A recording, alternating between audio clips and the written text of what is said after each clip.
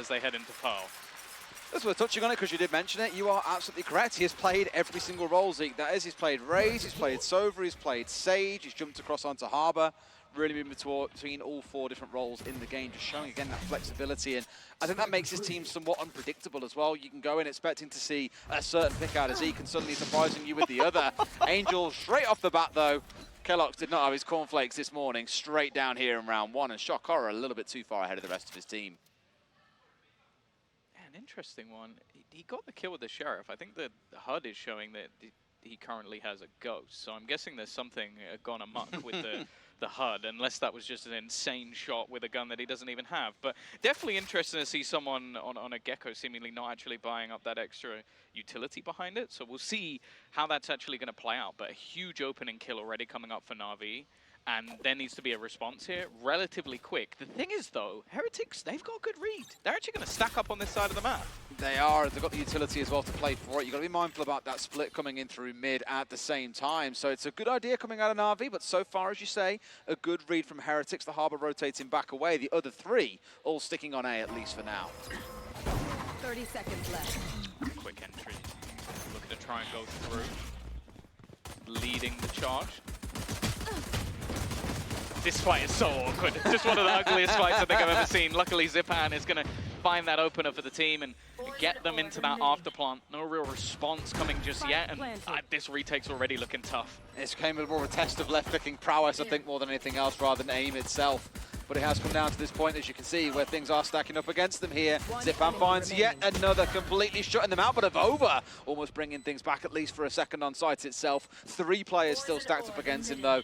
This has got NAVI written all over it.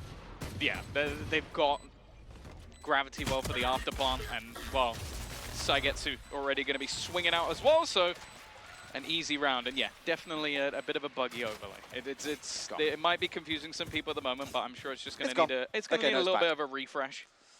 We'll sort it out in a second. This is that first kill as well, just max range as well. You know, one of those longer angles in the game, it absolutely beams in from distance, and then Zyppan starts cleaning up a little bit closer. And for a second, sure, it looked a bit nice for AvovA, getting a couple back on the other side, but really NAVI looking largely unbothered in that first round. Yeah, it seems like we're going to get the classic purchase as well coming in from NAVI, by having those 3 rifles, light shield, so definitely some risk element about it, and if either of those can be sort of stolen away to the other side.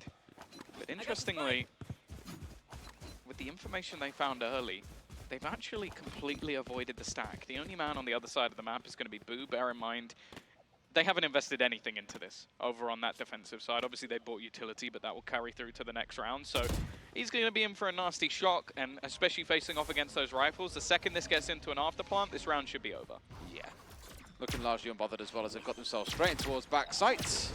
Just saw Wingman getting in and getting that spike down, as we all know, it makes things incredibly difficult to play into when you're essentially still got all 5 guns online and pointing in the right direction. I think, as you say, unless we see an act of God coming out here, this one feels like it's going against Heretics. Yeah. Something that obviously needs to mention for the guys in the audience right now, I saw every time Wingman planted, North America lost their minds. So I expect to hear cheers for every single Wingman plant, all right? Hey, they did cheer. I heard them cheer. It needs to be louder. I need to, pure excitement. Imagine that we've just seen the greatest clutch of all time every time Wingman does anything. All right, I think you're being maybe a little bit bold there. We love Wingman. We love Wingman in this house. There you go. There we go, that's better. That was a test run on the replay. It wasn't the real thing. No, if that's the replay, it can only go up from there. Just in case anyone wasn't sure what Wingman planting looks like, now you know. So you can join in next time. Thank you, observers. Always a shout out to them. We love Zyppan now. Well, into the bonus round, and still some, I mean, really just the one weapon hanging over from the previous round. Everything else has been a full upgrade here, so we are essentially going into a full buy round for NAVI bar the one gun. So not wanting to kind of give a chance for Heretics to get back into this, that to me just screams, again, confidence coming out of NAVI. They don't want to give them a single round here. That's the thing with those 2 players saving. If you manage to keep everybody alive, you then just buy and you still have extra credits for next round. This is the best case for NAVI going into one of these early rounds, so it's a terrifying prospect for the side of Heretics, and that's a very bad start. Boo down within seconds, and then they catch the timing on both players through mid. NAVI are just trouncing Heretics in their first buy round, and I think... Ready? Almost there. There we go. Planted.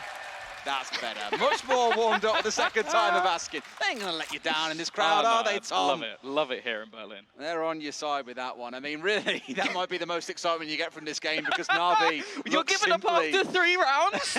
You're giving up that quick? I mean, if the rounds were a little more competitive at points, round 1 especially, and this round have just been an absolute slaughter from Navi. And it's not at all trying to write Heretics off, but well, actually, no, I'm a liar. I actually am trying to do that. Looking at how things went for them last week, you're hard-pressed to think it really goes much differently against Navi, who, for all intents and purposes, are still a top team that we have here in EMEA, even if they aren't quite going flawless the same way Fnatic are. They're hunting. They're looking for that remaining player. keloqz is very far away at this stage, so I think clearing him out is going to be... I heard you just call him keloqz. Is it in your brain now? That's his name. Straight in there. I hate to say it, but probably best to play as a team. keloqz. So, No one calls him that. I do. Okay. I respect the way he spells his name. You're unique in that sense. I'll give you that one. Are you also going to say ANG1? ANG1. Anger 1. Well, 1X well.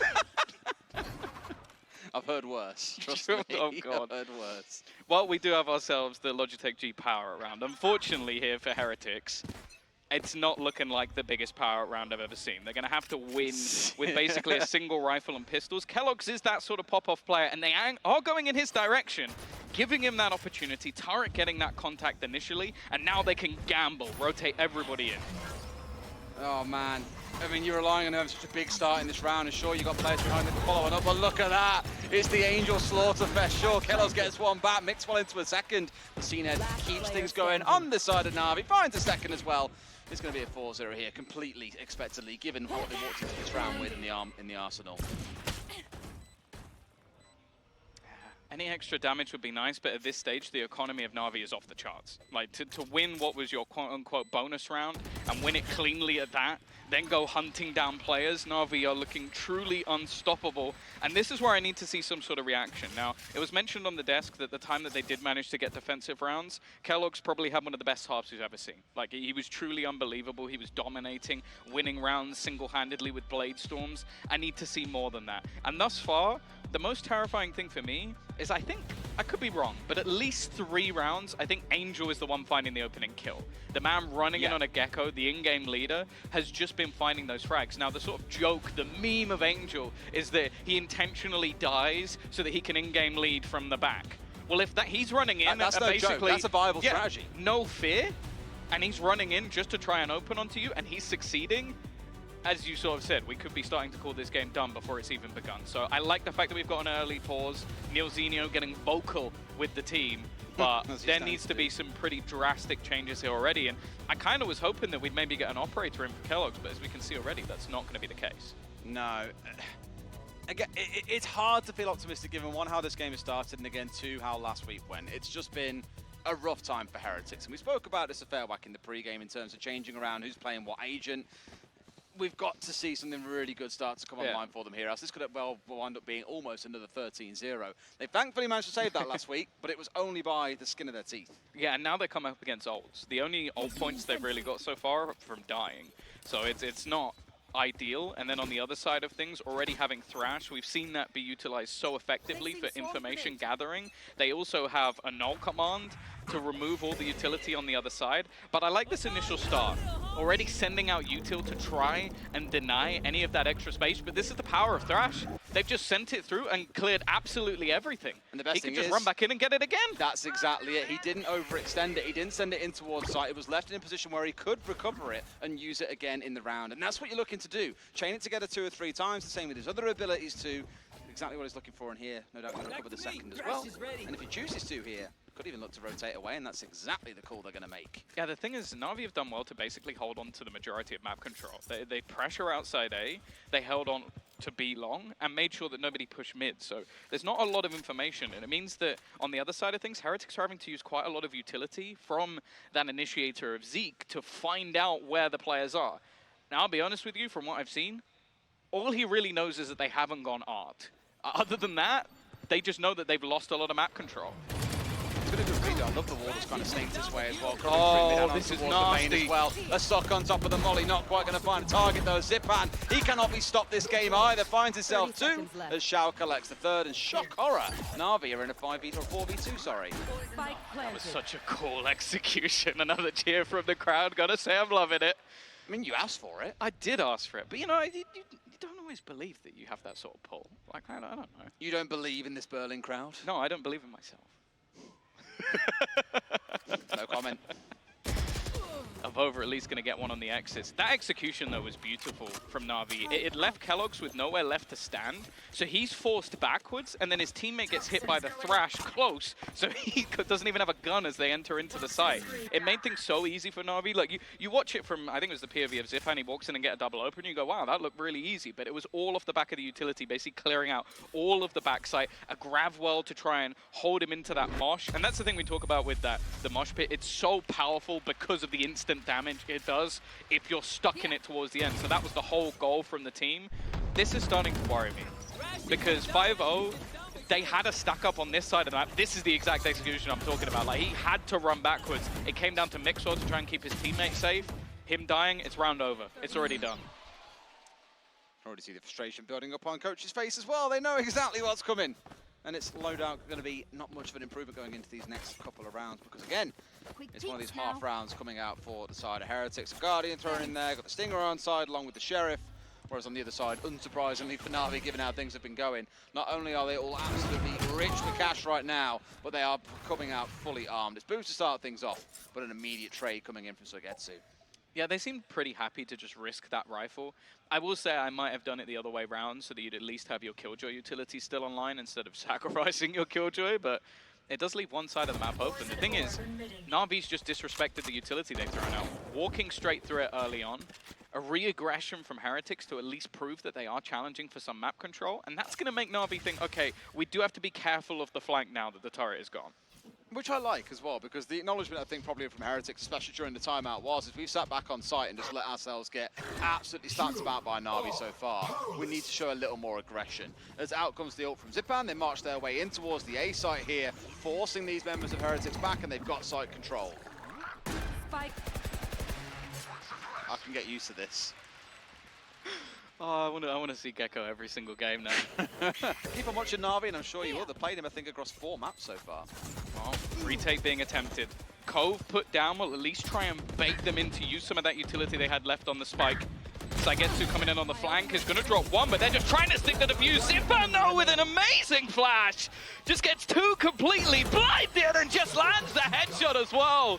Filthy from Zyppan. He wasn't even the last line of defense. They had 2 more players waiting over on short. He has been terrifying on the entry to that A site. I think every single round they pushed into it, you've seen him slide down the left-hand side of the stairs, immediately turn to his right, and just beam a couple of fools that are looking at him the wrong way. 10-2 he finds himself so far across these first 6 rounds. That Navi dream story continues here. It's just look how blind they are. They even, like, I think he got all 3 players with 1 flash, so they had to try and throw down the smoke just to stay alive.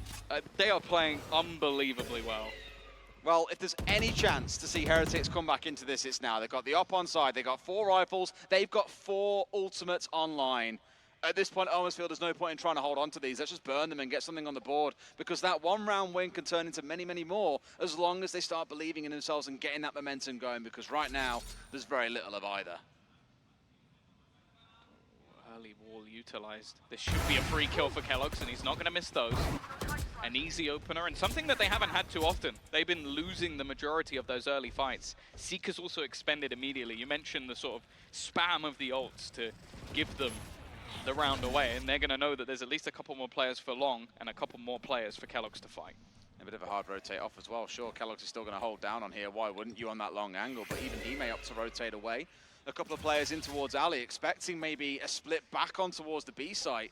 And so far, it's looking like a good read. But this is where Navi have options bang on the center of the map. You can also see some aggression out towards the A main from members of Heretics looking to contest. But here, they're going to walk in and they're going to know everything that's going on as that alarm bot goes off. This is where Navi have got to pick up the pace. This is the thing. Oh, I love this. I am looking at this round now. for Heretics, and if they lose this one, I almost call it done. They've got so much map control. They know exactly where they're splitting through. If they can deny Shao from here, they have such an opportunity.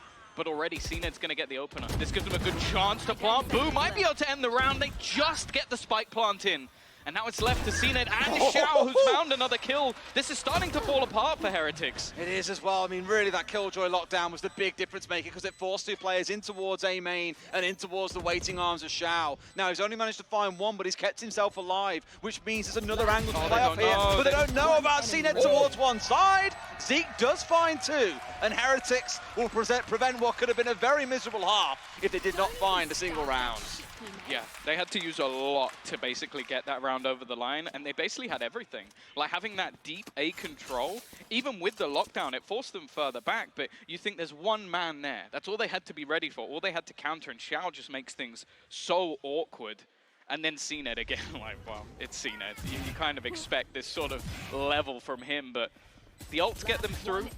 The trade just about comes through from Zeek. That coming down to a 1v1 is a terrifying prospect. And they still have themselves 3 ults online. So maybe this can be the springboard that brings them back into the map, but I am pretty scared that this is just going to go straight back to NAVI. I'm curious to see if we see NAVI contest in towards that op as well. I mean, they know that it's there and waiting. They managed to get at least one past it. Not 100% sure that keloqz is entirely aware at this point that he has got 2 players bearing down him on towards this B long. That flash coming in is well placed, but there's no movement off the back of it. Now they know.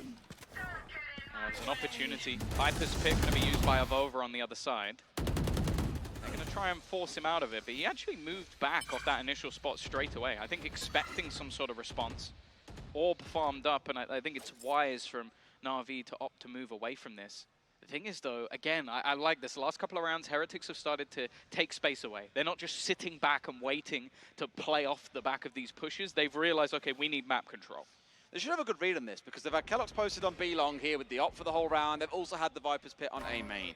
Neither of those particularly appealing for the attackers to push into, so the only option that's really left is mid. And Zeek was up there ready to greet them, does find one on towards cNed, but it was immediately answered. And this again is where NAVI are left with the choice. Let's also not ignore Mixwell coming up behind them on the flank through mid though. If they choose to dial back, he might find this kind of kill, and that is massive, because now they're being shot in from 3 sides, but looks the wrong way. I just didn't realize. I think they were so convinced that this was going to be an A hit that he assumed everybody had already rotated away. A free kill, but keloqz does well. Gets the man advantage back. A spike plant in a pretty audacious position. Not the greatest spot to try and defend from. And in fact, they're going to have to go that little bit more aggressive with a lockdown in play. This is a troublesome prospect now for the remaining players, but Zyppan still managing to land the shot. Can he get out before he gets caught? That's exactly the problem. I don't think he'll be able to get out just in time. Just narrowly tries to get away. I think they got one player. Yes, they did, and AvovA on the flank will pick up both, regardless of how many were detained.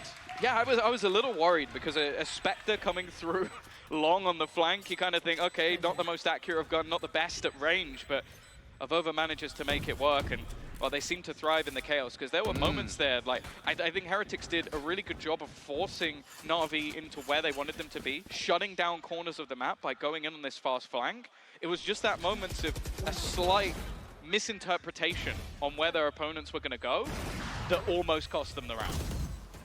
For a second, I thought maybe the Killjoy was a slight overinvestment as well, and it felt like they were in that spot with the flank coming in to make it happen, but I think, as you say, Spectre on side, not really guaranteeing it's going to work out, but enough distraction coming in from the Killjoy to ensure they get that close out. Into another timeout we go, this time for NAVI. Clearly not happy they've dropped even 2 rounds in this map top. Yeah, I think, again, just wanting to make sure they get as many attacker rounds as possible. Like, compositionally, you look at what's on the other side.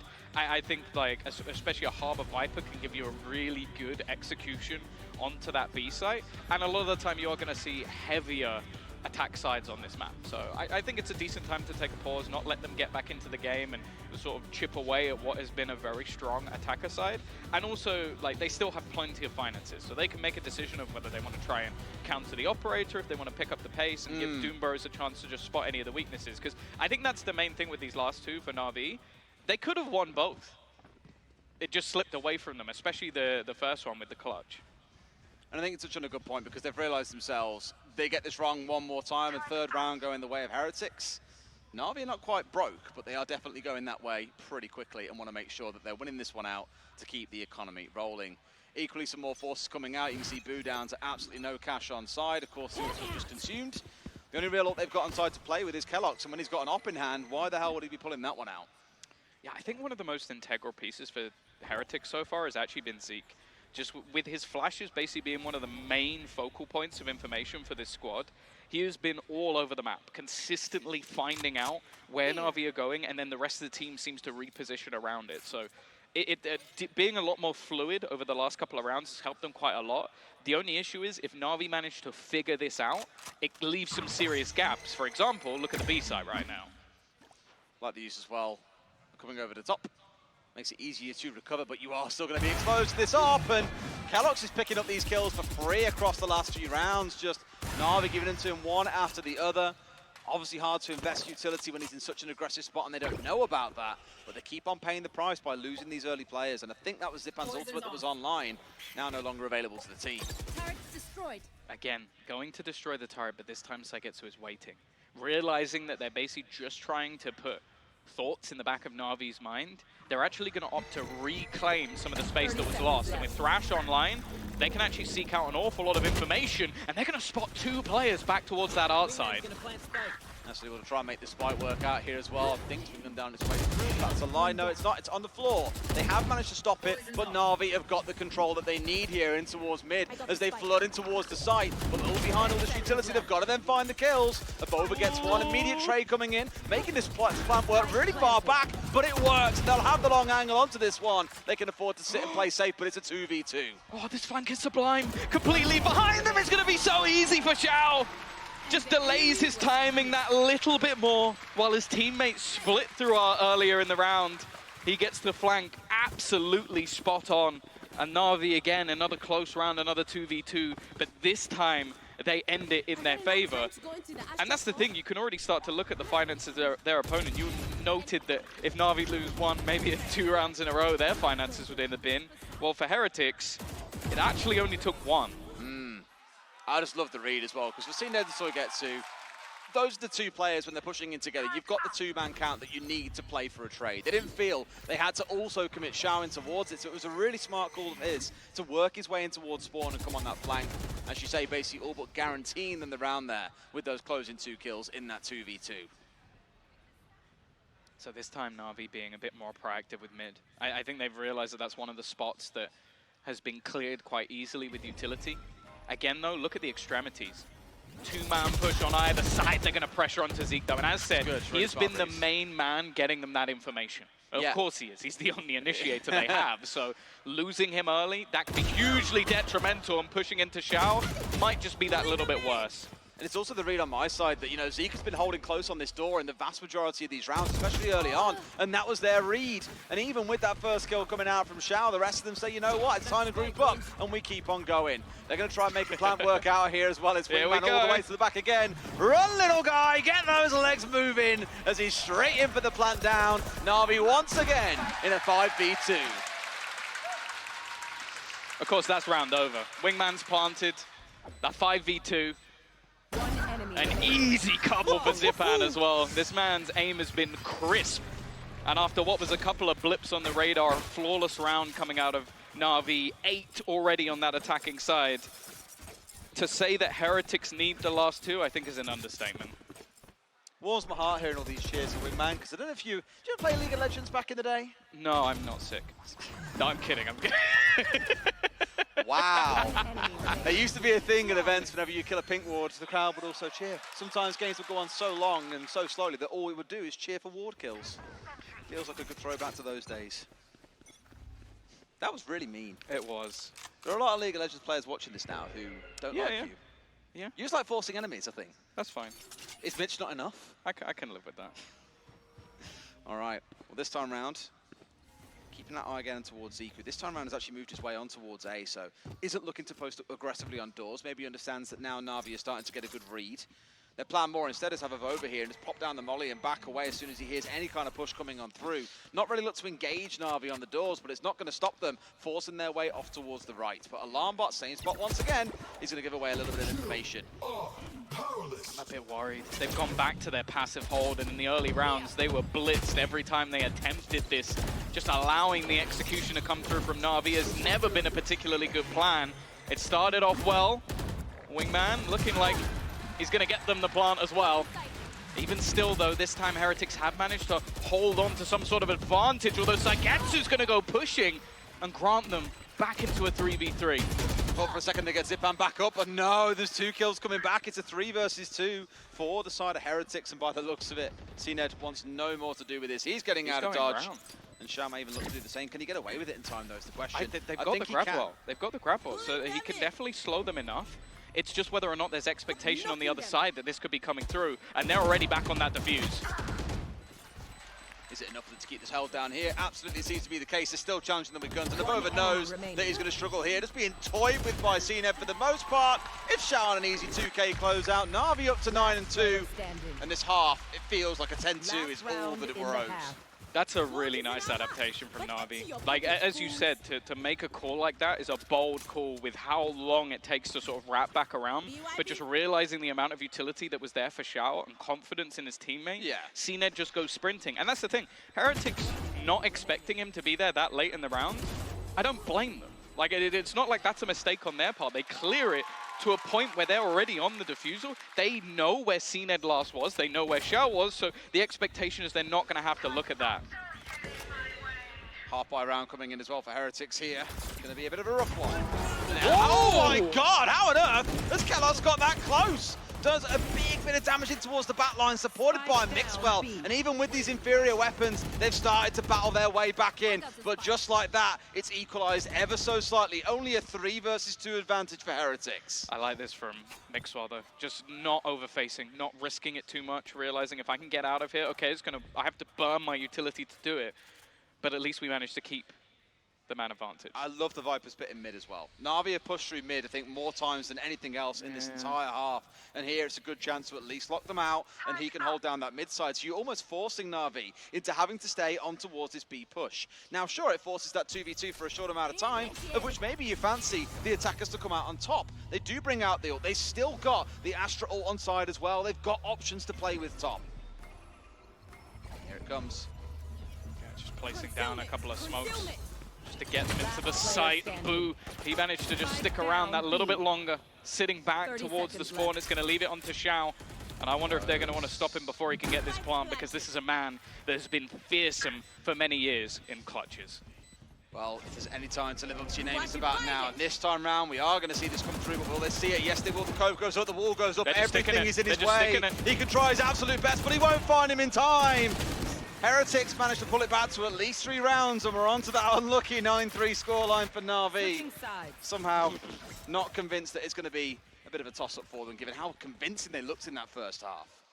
Yeah, I'm not going to sit there and talk about curses and say that they're going to be unhappy with that one, because 9-3 is a phenomenal attack side. I think they were adaptive, but I don't mind some of the later rounds that came out from Heretics. I think they proved that they have the ability to sort of take that map control away and actually force Na'Vi to adapt a little bit in this one. So I don't think it's a particularly terrible performance, but some of the early rounds were a little bit worrying, and the problem is you're up against Na'Vi. Just doing the same thing over and over again, eventually they're going to make that realization and take you down. I've heard that YinSu has hunted down a certain Na'Vi superfan, so let's throw over to them for a few words during this halftime. Oh dear. Thank you very much, Bros. Now, this is a real moment in the history of VCT Valorant. I've managed to finally track down Shao's #1 fan, Shao Kuka. You know, you traveled far and wide to be here to support him. We have a lot of good players, though. Why Shao? You know, you've been his #1 fan since the day he logged onto the server. Listen, the fact that he stepped up when they needed an IGL, that he's able to perform in any agent, is just so special to me. Ever since day one, I had my eyes on him, and it has nothing to do with the fact that he just signed, well, all of them signed this jacket and gave it to me. Can you do a quick turnaround? Because your jacket says Shao on the back, you guys. If that doesn't convince you that this is a #1 Shao fan, nothing will. Now, there's a lot of other people out there who are also big fans of Shao on social media right now. Is there a hashtag they could use maybe if they want to join your cause? Tom is there. Is the Shao Show. Hashtag Shao Show is the best one. Okay, hashtag Shao Show. Guys, make sure to tweet in your love for Shao. Now, lastly, there's a lot of people that might think that they are better players than him. What would you like to say to that? That they are blind. They definitely don't know what they're talking about. Last year was all about Ye. Look at him now with this guy's toast. That's what you get from plays like that. With Shao, you will only get wins. Oh, okay. Well, she said it. You only get wins, and it looks like Navi might just close this one out. Des and Tom, I'm going to throw this back to you and see if they can. So that was Yinsu with, I think it's Team Heretics Kakuka is her full title. Team Heretics Kakuka you have there. I don't know if other jerseys got lost in the post. I don't know what's happened there. I mean, maybe someone has to have some words. Must have been a mistake in the printing Yeah, office. I was kind of hoping for maybe some uplifting talk about how Heretics are going to turn this one back, and instead, well, we basically got the #1 member of the Shao fan club. So, yeah, not looking too good for Heretics. What you don't know is she was actually a Heretics fan coming into this, and then it's like the Homer Simpson meme where like going back into the bush and coming out with a change. Okay. That's what she's done. So you're calling Kakuka a glory hunter, is what you're saying? Absolutely is what I'm calling it. Wow, And it's a great time to be a glory hunter.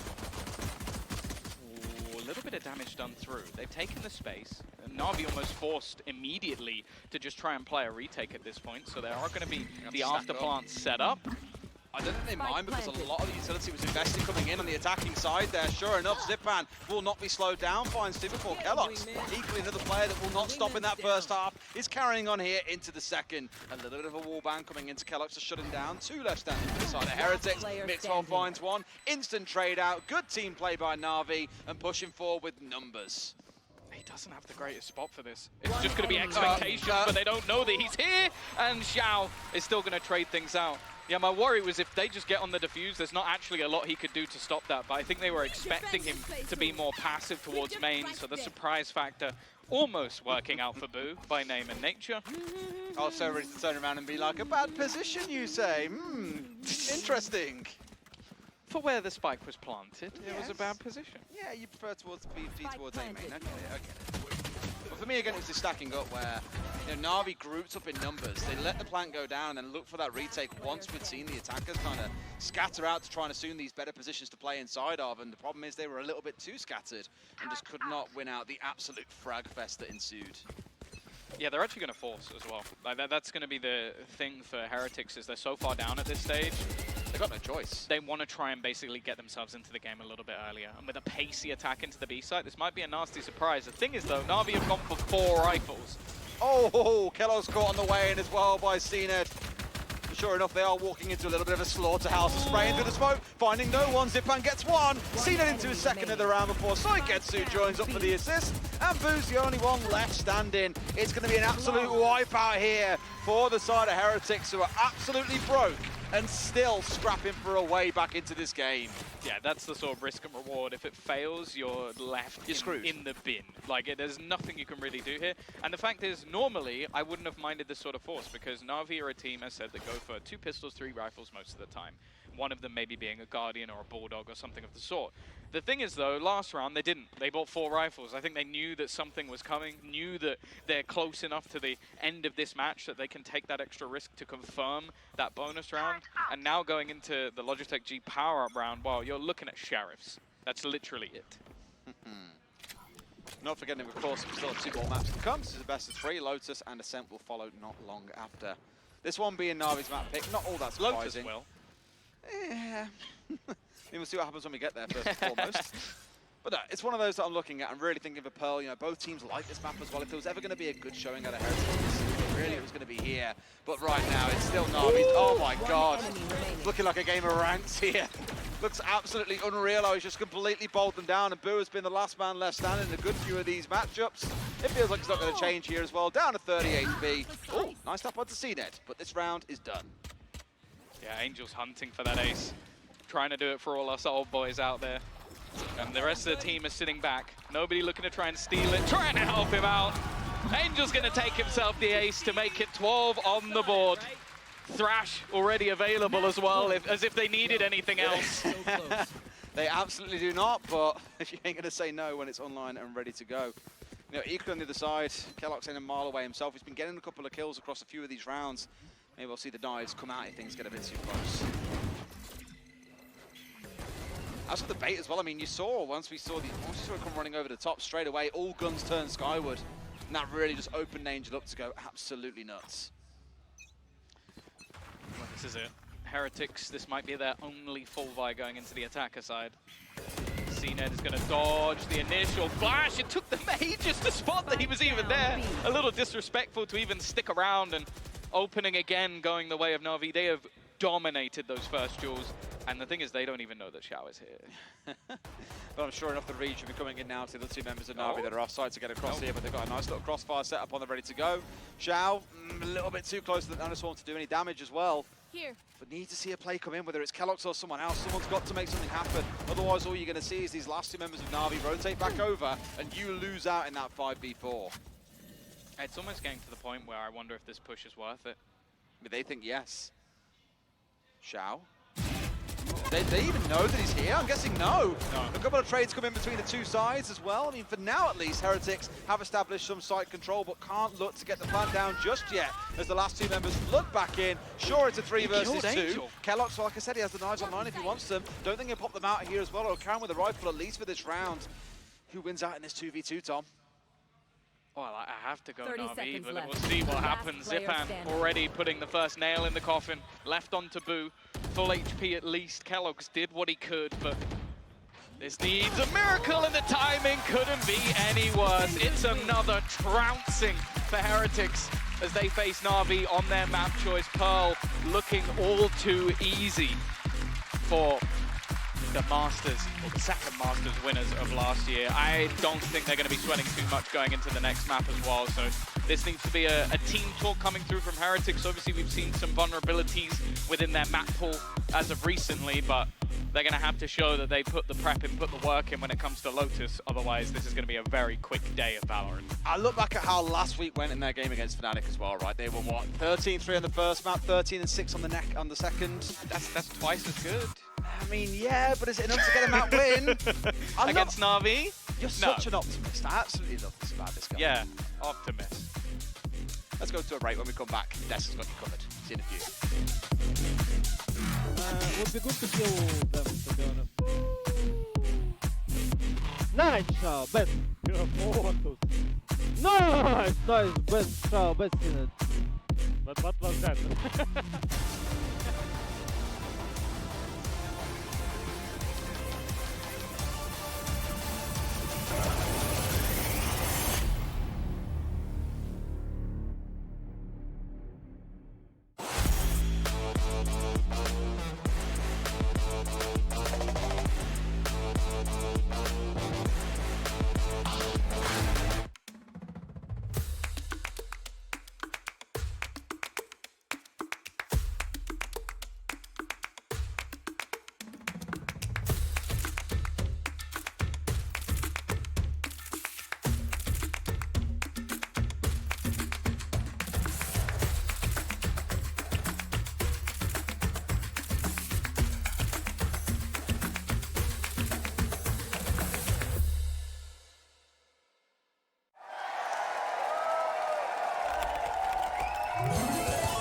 Red Bull gives you wings.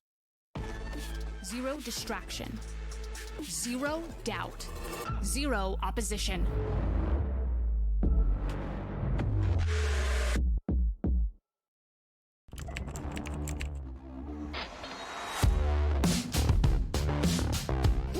What is this from EA? He is currently unstoppable. He is just a consistent demon. El Diablo. Hey guys, it's EA. Welcome to my course on optimal Valorant training. I'm going to be demonstrating now some angle clearing. I'll slowly come around the corner as well, making sure no one's on these off angles.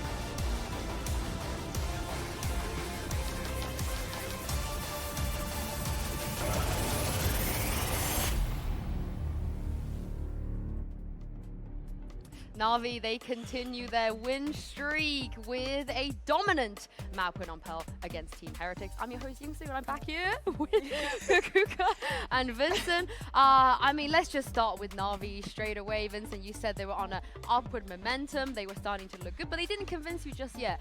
Now, did that convince you? Yes.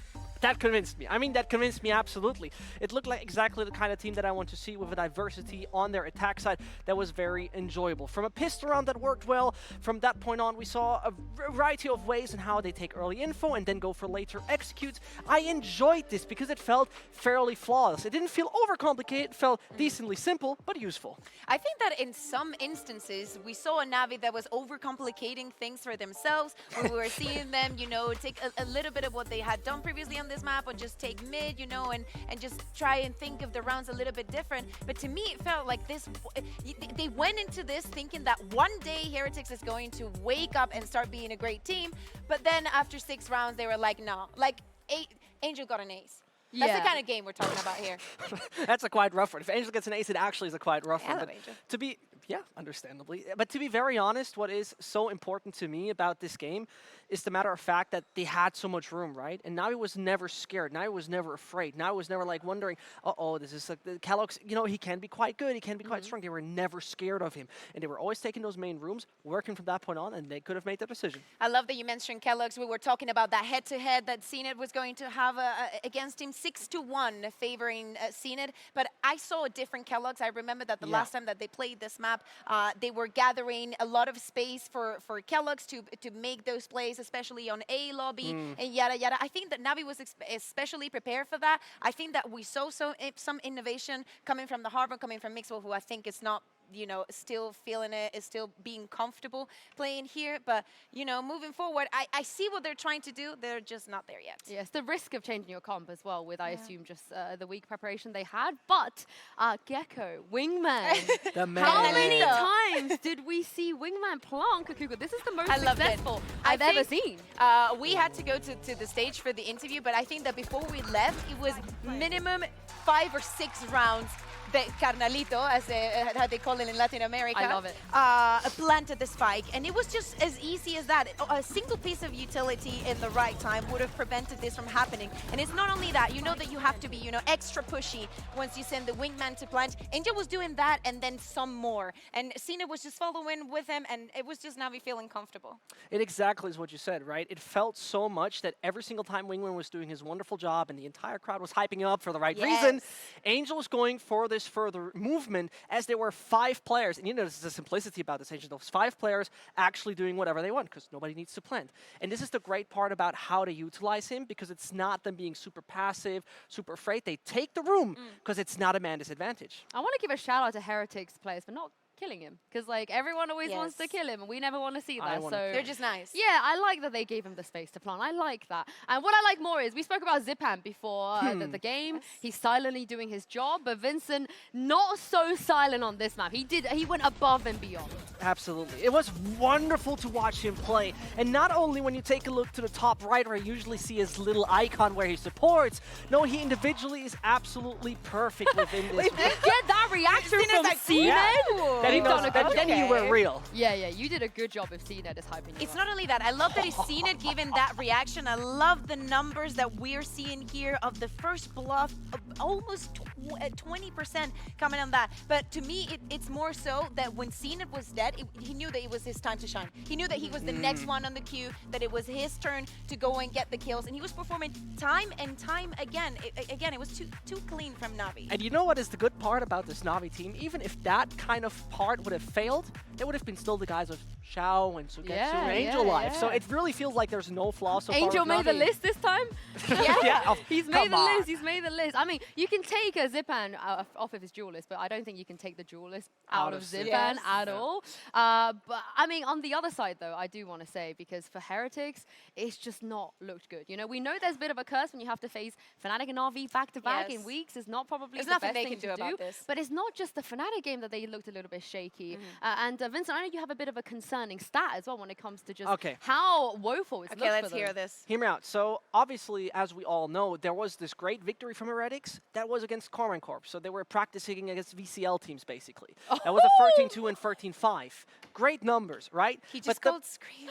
but the problematic part is at that point in time that they have overall from the entirety of VCT EMEA 7 rounds roughly won per map.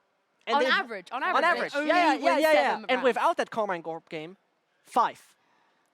not Five, looking and you need good. 13 to win. I'm not going to Yeah. say the rhyme that we have in Spanish for the 5. So, yeah, it's not looking good. It's definitely concerning. Spanish speakers definitely know what I'm talking about. But Do looking they forward- turn it around on Lotus? Is this the place where they No. turn it around? No. No. So the thing is that they were in a very similar situation against Svopolis, right? Oh. And it looked shaky. It seemed like they were going to perform that comeback in Lotus. They got, I think, 8 rounds in the first half. It looked like we were, going through. The Heretics was about to get a win. And then everything went to, I'm not going to say that word, but it looked very concerning, the fact that they, in 10 rounds of defense, they only managed to get 1. I'm just gonna throw a span in the works here, but in this moment in time, are the best Lotus team. So do you take anything away from that? No. Giants just 13-1 coin Lotus. Yeah. But has not lost on Lotus since I'll the map give. come out. I'll join. Unbeaten, undefeated.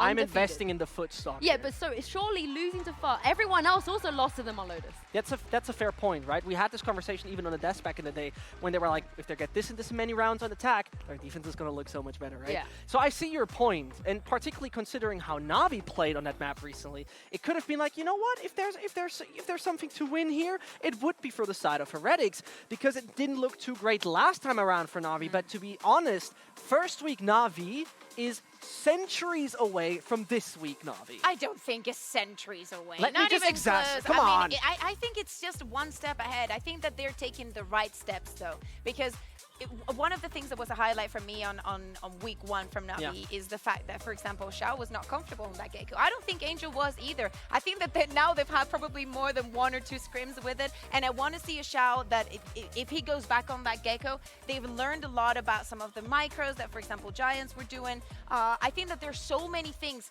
yet to learn from this Lotus that they need to implement as soon as possible, because otherwise it's just going to slow down their growth. And I wouldn't be surprised if we see composition number 8 at this point in time. Yeah. Right? That wouldn't be too surprising, to be very honest, because as you've mentioned, they've done the same thing on Ascent from the Koi game. Now they're swapping it over potentially again. Well, let's see as we head into Agents Select if we are going to see any changes. Heretics already brought out something new on Pearl, but have they had enough time to do that? They have. Hold up. It looks like they have. It is a keloqz Neo. Whoa. Okay, so we're going back. Oh, dear Lord. What is happening? Okay. It's so bad. I like this. I like this. Wait, are they sure they didn't get the wrong map? You know how Why is cNed Navi playing without a duelist? You know how cNed misclicked last week on the He did. He misclicked, yeah, of course. Yeah, he misclicked. Sure, he misclicked. Yeah. Are we, is this just a pattern now, misclicking? Is this a thing? I need to see growth from cNed on the Omen. A lot of things were off timing last time, but, again, you were right about the composition. I really want to see how they're going to make this work. Probably they've learned and definitely understood that they'd rather have double initiator and double controller, plus a sentinel to have literally control over the entirety of Lotus. They were playing everything for retake. Now they have a little bit extra to throw in. And we're talking about the foot thing, right? And most importantly is the matter of fact that this is the first time we see keloqz on Neon, and they come closer and closer to that foot composition. I think that is super important to see because this could be the change that maybe catches Navi off guard. Well, let's see if they can catch him off guard. Our casters are having a boogie in the room, guys. What are you dancing to? We're basically at a party at this point, aren't we? It's the Navi merry-go-round of agents. That was someone else. I think maybe that was the Turkish caster. We just look very, those guys very like similar. dancing. I'm very calm, collected. I never do it. Never dance. It's not me at all. We've got a lot to talk about. We've got some cool agent compositions coming through. I'm really excited to see how this matchup is going to go. We were talking in the green room before to Vincent, and I was going, I think you're going to see some crazier stuff today. And he went, what? You think Navi are going to pull something else crazy out of the bag? And I was like, yes, definitely. And I think we've got it. I think running a double controller, double initiator, removing out the Gecko, which was actually a very big part of a lot of their executions when they played against Koi. And rather than sort of changing things up in a way of like working out how to fix things, they went, okay, we're going to move away from that completely and run a completely different composition. On the other side of things, then having the Neon brought into play, very exciting stuff. I think it's an agent that can work fantastically well on this map, but it needs a lot of support, and that's been my main criticism of this Heretics side. You need to set keloqz up. You can't expect him to do it all on his own. And equally on the other side, you're looking at Shao coming across, of course. We haven't really seen him empty in place before. What he's done before has always been the Gecko when you look at the lineups, how it's played across before. So quietly excited to see how he does on this over here as well, what that brings into the lineup too. So not forgetting, the last time round that we saw this map out of NAVI on Play Day 1 against Koi, it was the longest game. Exactly. A 38-round game, 20-18. It was absolute chaos. And now I'm thinking, based on how map 1 went, this could be one of the shortest series that we see out of NAVI. We'll have to wait and see. Mixwell already trying to their pick after all. Push that a little bit more aggressively in towards the B site, looking like an afterplant, Nion guaranteed, and already being encroached on. The one thing that makes this interesting, though, is the lurk out of AvovA, playing at distance, trying to lock down anybody rotating in from the other side. But for now, at least, the majority are looking to wait their mate back in, not from the A side. I felt this is such a critical angle to hold as well and be able to contest as the other playing out towards one side, but on site is where it's all going down. Angel and Shao get one back apiece so far, and at this point it's ring around the Smokey. It's two of them going back and forth, and it's AvovA to come out on top, securing at least out towards Ruins here, Rubble, sorry, and now we'll see what the push comes through like. On site itself, Navi have that control, it's Boo to fall, and I'm wondering if at this point Heretics are saying it's done and dusted and we're getting out of dodge. Yeah, I don't know if there's even going to be enough time. It won't matter anyway because AvovA's landed the shot before they can even get anywhere near Mixwell. it. And Mixwell is going to be there at the end to pick off the remaining two. A pistol round for Heretics. An important start on their map choice. Yeah, massive start as well. Just going straight for the jugular, straight to the center of the map and keeping it explosive. That's what you like to see. Again, when we saw them a little bit at points, unconvincing is probably the best way I can describe it in the nicest terms. See them turn it around here, at least in the first round, is a real big statement for them that actually this could yet go to all three maps.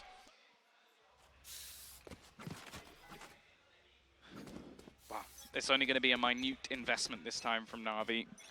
An aggressive start by the looks of things. A lot of early players towards that A side of the map, but with the Viper screen already down to give that extra space and a little bit of control taken on the other side to potentially garner an orb for Angel. Other than that, they are stacking up this A side, so maybe a chance to do a little bit of extra damage. Really keen to see what the pressure looks like when it comes out at some stage as well, making use of the Neon, as we've spoken about a few times here. Hasn't been the big hit in the previous round, but I imagine in a run up towards A or even in towards C and going deep on that, that's when you'll really see this agent start to come online. Slow progress so far, with the Killjoy now rotating over to join them as well by the looks of things. And here we go once again. It's going to be that hit straight in towards B, and keloqz sliding down in front of ZUYGETSU and dropping him into the grave. They've got the B control entirely here, and Navi are now the ones that have to rotate back on. I'll be interested to see how much of their attack side revolves around this B side. Back-to-back rounds, we've seen them go for after plants on B. Not the most common because it is probably the easiest of the lot to go for those retakes. Obviously in this round, not much of an expectation on the other side. Nope. And keeping things squeaky clean. Really good start from Heretics so far. Yeah, big hit. And as well, I think it's the pace they're coming at as well. And you and I were talking about Neon in the pre-game scene. Well, as you said, we're in a jet meta at the minute, it seems. Everyone's running that as their go-to duelist. And you said, we don't really see all that much more Neon. Like, when you do play, you've got to put that support in behind her. And, let's be nice. keloqz, one of those players that we've seen several times, be a little bit too far ahead of the rest of his team when it goes to looking for entry engagements. At least here he's still playing quite close to his team and he's let off the leash a little bit when it comes around to the execute itself, as you saw a 2K at the start of that last round. Things are looking good so far, and Navi's struggling to deal with the pace. Wow, a lot of early utility expended by either side. Flash into Paranoia and actually just giving up that map control almost immediately. Killjoy set up in on this C side and having all of Harbor's utils still ready to try and segment any sort of push, but this is pacey from Heretics. It is. Now they've got to try and push their way through the wall, mind you, and it looks like they might well just try and go for it. They haven't been deterred by the Harbor wall coming up, and here we go. Utility gets dropped in. keloqz is straight in, but Angel finds him first. Not before Zeek, though. Gets the train back on the other side. Out come the Seekers, too, as Heretics once again flood the site, and Navi are nowhere to be seen. Yeah, upgrading some of the weaponry as they go, leaving this as a pretty awkward retake. A stack up of utility, one of the controllers already down, and it's going to be a tough way back in unless Zyppan can maybe find something. Really need to help themselves get something back on side here as well, because again, it's going to be a broke round otherwise coming out. Zyppan does get the one, but here comes Zeke and Mixwell finding themselves two, and now it's Shao pushing in with a little bit of help coming out from the recon dart, but that is pretty much all he is going to find. Below half HP, opts instead by the looks of it to try and hold on to this rifle, is going to back away. Are they okay over there? Oh, this is what I love. We're right next door to the Spanish casters, who, by the way, are both, they're dressed in not only one with a Heretics jersey and the other with a Heretics scarf, but the second Heretics get like a big round, you could just hear them losing their minds. Very much enjoyable. Are you suggesting they're biased towards Heretics, Tom? Never, of course not. No, they wouldn't do that. They're consummate professionals. It was just a coincidence with the attire. A bit like Kukuka just happened to be wearing that NAVI jacket. It is exactly the same thing, I guarantee. But yeah, good little switch up of things there as well, coming out from Heretics, moving their way off towards the other side, and you're responding well so far, it feels. It's really on Na'Vi here to be the ones that need to wake up into this game, because Heretics have dragged them around the map so far, forced them into post plants constantly, with no real site control established when the hit does come through, and it's just making things look really awkward for Na'Vi. Yeah, I'm liking the pacing as well of Heretics. Very direct. They're not necessarily leaving too many lurks around, just basically trying to work off the trades, get those entries into the site, which keloqz has been working wonders. And again, just I feel like keeping things a little bit more basic than they have done with some of their other compositions, and just going for not only agents that historically have been pretty decent for some of the players, but ones that maybe have that little bit of extra comfort. You've got Angel trying to poke his head forward, did take out that turret, which really has kind of convinced Heretics, okay, that's the way to push. Now this time around, Na'Vi are here to meet, and the problem is they're largely down on guns. Only Shao has a rifle to be able to contest onto this one, so really, Heretics should be able to blitz their way through. They find themselves one, looking into a second, but Shao's there first, so he gets into another, and finally Shao does fall. Rifle now in Angel's hands, and can he turn anything around? He finds one for himself, but that looks to be all that she wrote. Boo with the closing kill. Heretics up 4-0. Yeah, and they actually committed the Reckoning to that. I think that was the ult thrown out by Na'Vi, so they clearly thought in their minds, okay, we got a good opportunity to win this one. And I almost feel like just the sheer confidence of Heretics to actually fight in towards their spawn, deny them that extra space, getting back in and isolating those individual duels. A risk taken by Na'Vi, and one that hasn't paid off, and for that, they're going to take themselves a pause, because right now, they're just being blitzed by the side of Heretics with just these pacey takes. They're doing really, really well. Massive turnaround compared to what we saw back on the previous map. You know, making good use of the neon, the aggression, the knee slides in like a rock chick, getting in there, finding a couple of opening kills, and really just exploding things up for the rest of the team. You know, we saw this back on the first map, 5 rounds in, we had Na'Vi ahead, I believe it was 5-0. And that's when we saw a tactical timeout come in. A similar thing coming in here for Heretics after just 4, and Na'Vi are now the ones that have got to try and figure out a way back into the game. Yeah, well, they've already got more rounds on Heretics' side than they did in the entirety of the last map, so it's a good sign. It's definitely looking very, very good here. Again, though, this is something that Na'Vi, the Masters, have taken a pause, adapting their style. Because the thing is, so far, firstly, that just with how quick a lot of these rounds are to get into the afterplant, it's been very difficult for them to sort of play around with the map and get their rotations in time. Obviously, there's going to be the argument that, again, the more Heretics do this, the easier it is going to be to read, but they've been switching up regularly what map control they're fighting for early in the round, and again, they're going to switch it once more. The difference this time, though, cNed has an op. Yes, and the whole team's gone for a full buy, as you can see, only half shields on the op player, expecting that you will see him sat at least a little bit further back here, but it's what they can do with this. If they lose this op, this will be really painful, so thinking getting out here was the right call. I like this, though. Already a flash thrown in, forcing him back completely, stunned up as well. So they've done well with their utility to just make these initial battles that much more awkward. And now Shao's going to be the one under pressure again, just making their move towards this A site within the first 30-40 seconds of the round. And although the rest of the team are maybe being that little bit more patient, keloqz has got that control.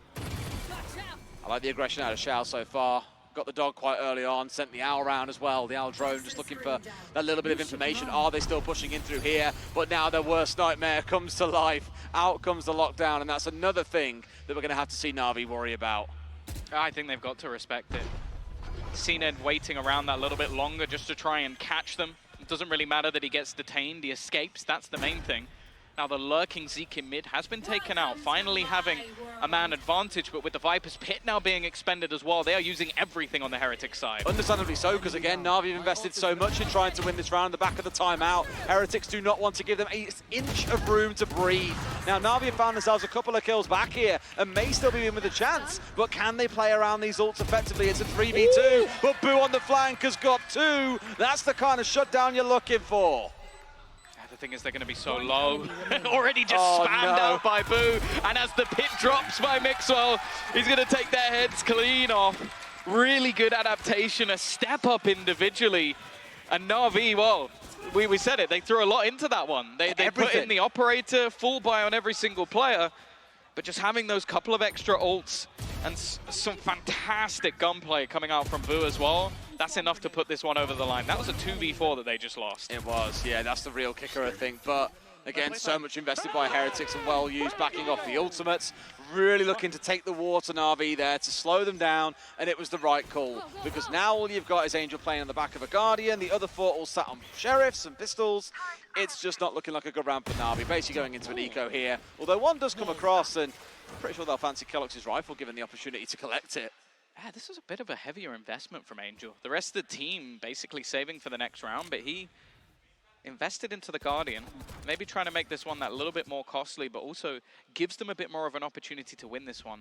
Again, though, the slow walk up, but for once we actually do have a lurk coming through from the side of Heretics, maybe hoping that the presence on one side of the map is going to give them space elsewhere. Nice shot from Zeek, will drop 1, and now with his teammate making that move in towards the C site, potential realization that this is clear. Ooh. They could have some space, but they're rotating forward into more and more players.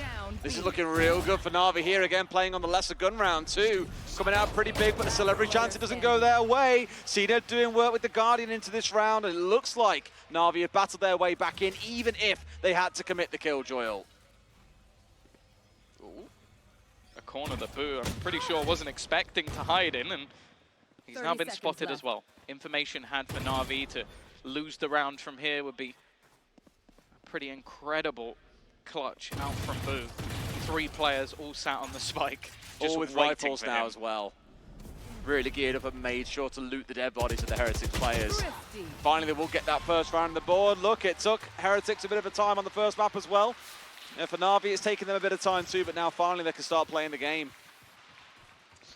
Yeah, that's the thing, is it's one of those rounds where I feel like it's the first time we've properly seen a lurk actually come out from Heretics, and just unlucky really that it actually bites them. But because you go rotating going, okay, the C site is currently clear, our teammates cleared it, and that rotation through B was actually where the majority of Navi players were waiting for them as they tried to push back. Obviously for now, it still just looks like a blip on the radar of Heretics. They've been the dominant force so far, and with Overdrive ready for keloqz, again, I'm expecting him to make that move very quickly. Now trying to work their way in towards A main and march their way forwards. We've seen them open door into tree a couple of times so far. cNed, not saying that, okay, I've only seen it a couple of times, doesn't mean I'm a full commit towards holding this one out or backing away from it, sorry. But here we go, once again, this pace from Heretics has just been frankly unbelievable, but they didn't respect that cNed was sat just inside a tree. And he gets the bite back, brings down 1, still not full control of site established, and for now, Heretics have been forced to sort of back away and reassess what they want to do, and the answer, of course it is to split straight across into B. Shock darts could do a lot of damage here. If they know where this is coming in as well. And sure enough, out comes the ult as well. The Reckoning being dropped in by Angel, which makes this a little bit harder. The lovely threads of gold, which indicating exactly where the players are. Continues marching its way forward, and finally it's timed out. Is this a rotate off towards C they're pulling out here as well? It's just a bait. That's the thing. This has been the most expected of moves. The rest of the team from Navi are fully ready for any sort of C site execution. Instead, though, it is going to be that hitting towards the B site. After plant garnered once again, no ultimates available for either side that will likely change this round. They have to be careful of that spawn push, though, from cNed. That's the problem, right? I mean, even with here, Zyppan starting to get back into that form we saw on the previous map. Paranoia comes across, finds 1 straight through the smoke as well. Zeek elsewhere, brings him down, AvovA into a second. It's AvovA against 2. cNed and Shao finds 1 for himself, but has now got to look for Shao. Rage! AvovA finds the 3K and clutches it out for Heretics. Man, they were both tagged so desperately low. Even still, just managing to isolate each individual fight. AvovA, top of the board, 8-4 right now. And while it's still going to be a purchase for Navi, but again, they seem to be on their last legs in terms of the economy, getting dominated when it comes to this defensive side. Even when they're committing ultimates as well. I mean, look, he didn't get to do that very much during the first battle. Give him his dues, right? No, it's definitely been a roller coaster. This is the battle now, though, because like you were saying, the bank is kind of broken. Sure, they've got a few rifles on side. Ultimate's nowhere near ready. He invested a good few of those, whereas on the side of Heretics, they just keep on rolling. Bank not looking too bad for Zeek and AvovA. They've got both ults online. More are coming up soon as well. It's a dire time to be a Navi fan and a Navi player. Yeah, and it looks like they're almost just letting cNed off the leash. Things haven't been working, so he's looking to try and take that little bit of extra map control, mean they can gamble players elsewhere. And it's unusual, but you can actually see they've committed 2 players into the B site right now because of how many hits Heretics have either had that land on B or go through B. They've been using it as almost a pincer to allow them another spot of the map for free. It's a really frustrating thing about this map sometimes is you can try and focus on one site and just immediately rotate it towards B if you feel things aren't quite going your way. And it's a lot for the defenders to hold on to across the entire map. Their rotations through the back of the map, maybe a little bit longer than what the attackers have to worry about when pushing in through the mid. Well, this time at least, it does seem like Navi have I think in my ear, by decent... the way, you are quieter than the Spanish casters. Okay. I'm a little bit calmer right now. You are, I like it. 30 seconds left. Feels chill. Orb being taken, pressure being putting in once again, lockdown likely to force them back, and for Zyppan especially, he's in a bit of a tough spot, I say that. He comes out on top. The push forward from Shao, however, is not going to deem the same results. And they managed to force them all the way back in towards spawn here. Navi, all 4 players now gathering up here towards heaven and trying to force their way. 1 down towards pit, but also 2 on towards short. It looks like they'll get away with neither. Smoking off in towards tree, at least for now. But it's Navi that have got all the work to do this round. And the question is, did they really even go for this? They've got to clear AvovA, and that has been impossible. cNed's going to find 1, but the trade is instantaneous. And now he's the only one remaining versus 3. And we've already seen how filthy some of the afterplants will be. Not even needed. keloqz in their faces once again, 7-1 up. I want to know who had that on their bingo card going in after map number 1. Certainly not me. I really thought, okay, maybe we see him get a few more rounds, up to 6 or 7, and the rest will be all Navi, but as it stands... Not in the first 8 rounds. No, no, no. We are careering towards that map 3. Yeah, it's one that, again, I think is firmly in the favor of Navi, but the fact that Heretics are starting to make a show of this, the fact that a lot of their players seem to almost steamroll forward once they get going. It might be the only way that they can win this series, just getting that confidence up. And right now, well, they're playing some very, very clean Valorant. And on the other side of things, Navi are having to try and take some risks, and those risks are not paying off. Trying to kind of shoehorn them in here with this Harbour wall just inside the site itself to, 1, force them into the cross, and 2, expose themselves to the long angle being held out by the defenders. But that really is enough, it feels, for the side of Heretics. They've said, right, we know you've rotated players over. Now's our time to push off and go and hit the A site. We've got the Viper of Mixwell in deep here as well and able to do some damage, which means on tree, there's only 1 player. TP comes through, but it's immediately cancelled out. It's keloqz to find 1. They simply cannot be stopped right now, Tom. Yeah. Oh, maybe not. Caster Curse returns. 2 instant headshots from the Sheriffs, but again, they double back. Mid-round calls have been sublime by Heretics, and another afterplant already. And all tucked in behind the wall as well.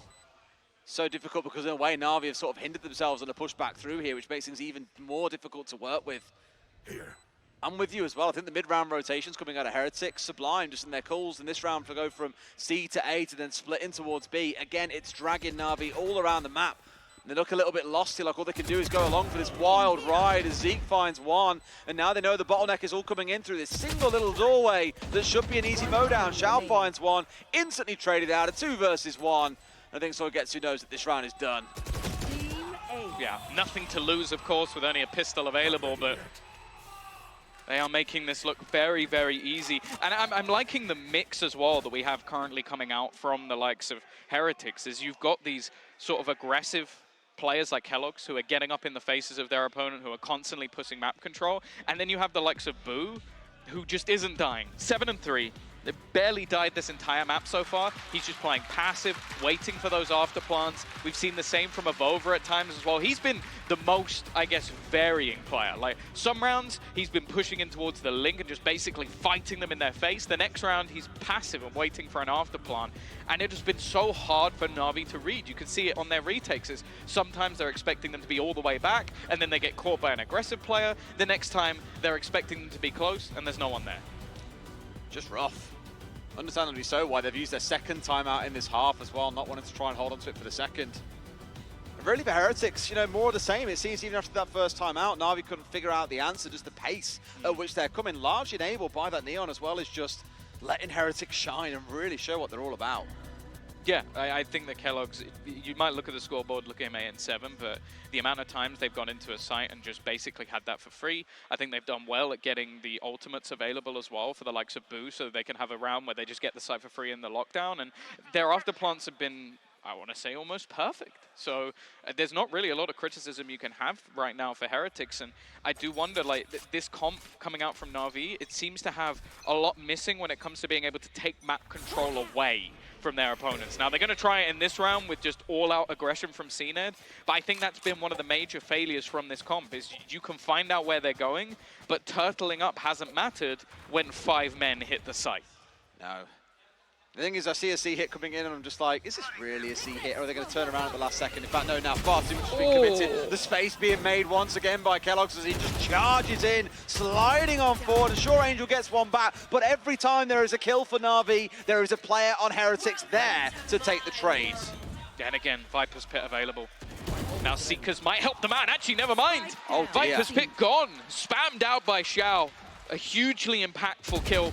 Tiger also going to give away the positions of at least one of the remaining players. And in terms of ults, there's nothing left for Heretics. They're locked in by cNed. And even the turret just being online lets him know that nobody has left. They'd obviously hear the door if they tried to go in that direction. So right now, at least, information is had by Navi. Only the one player option to take out the Seekers there as well does kind of ask that question. Okay, where is the second player?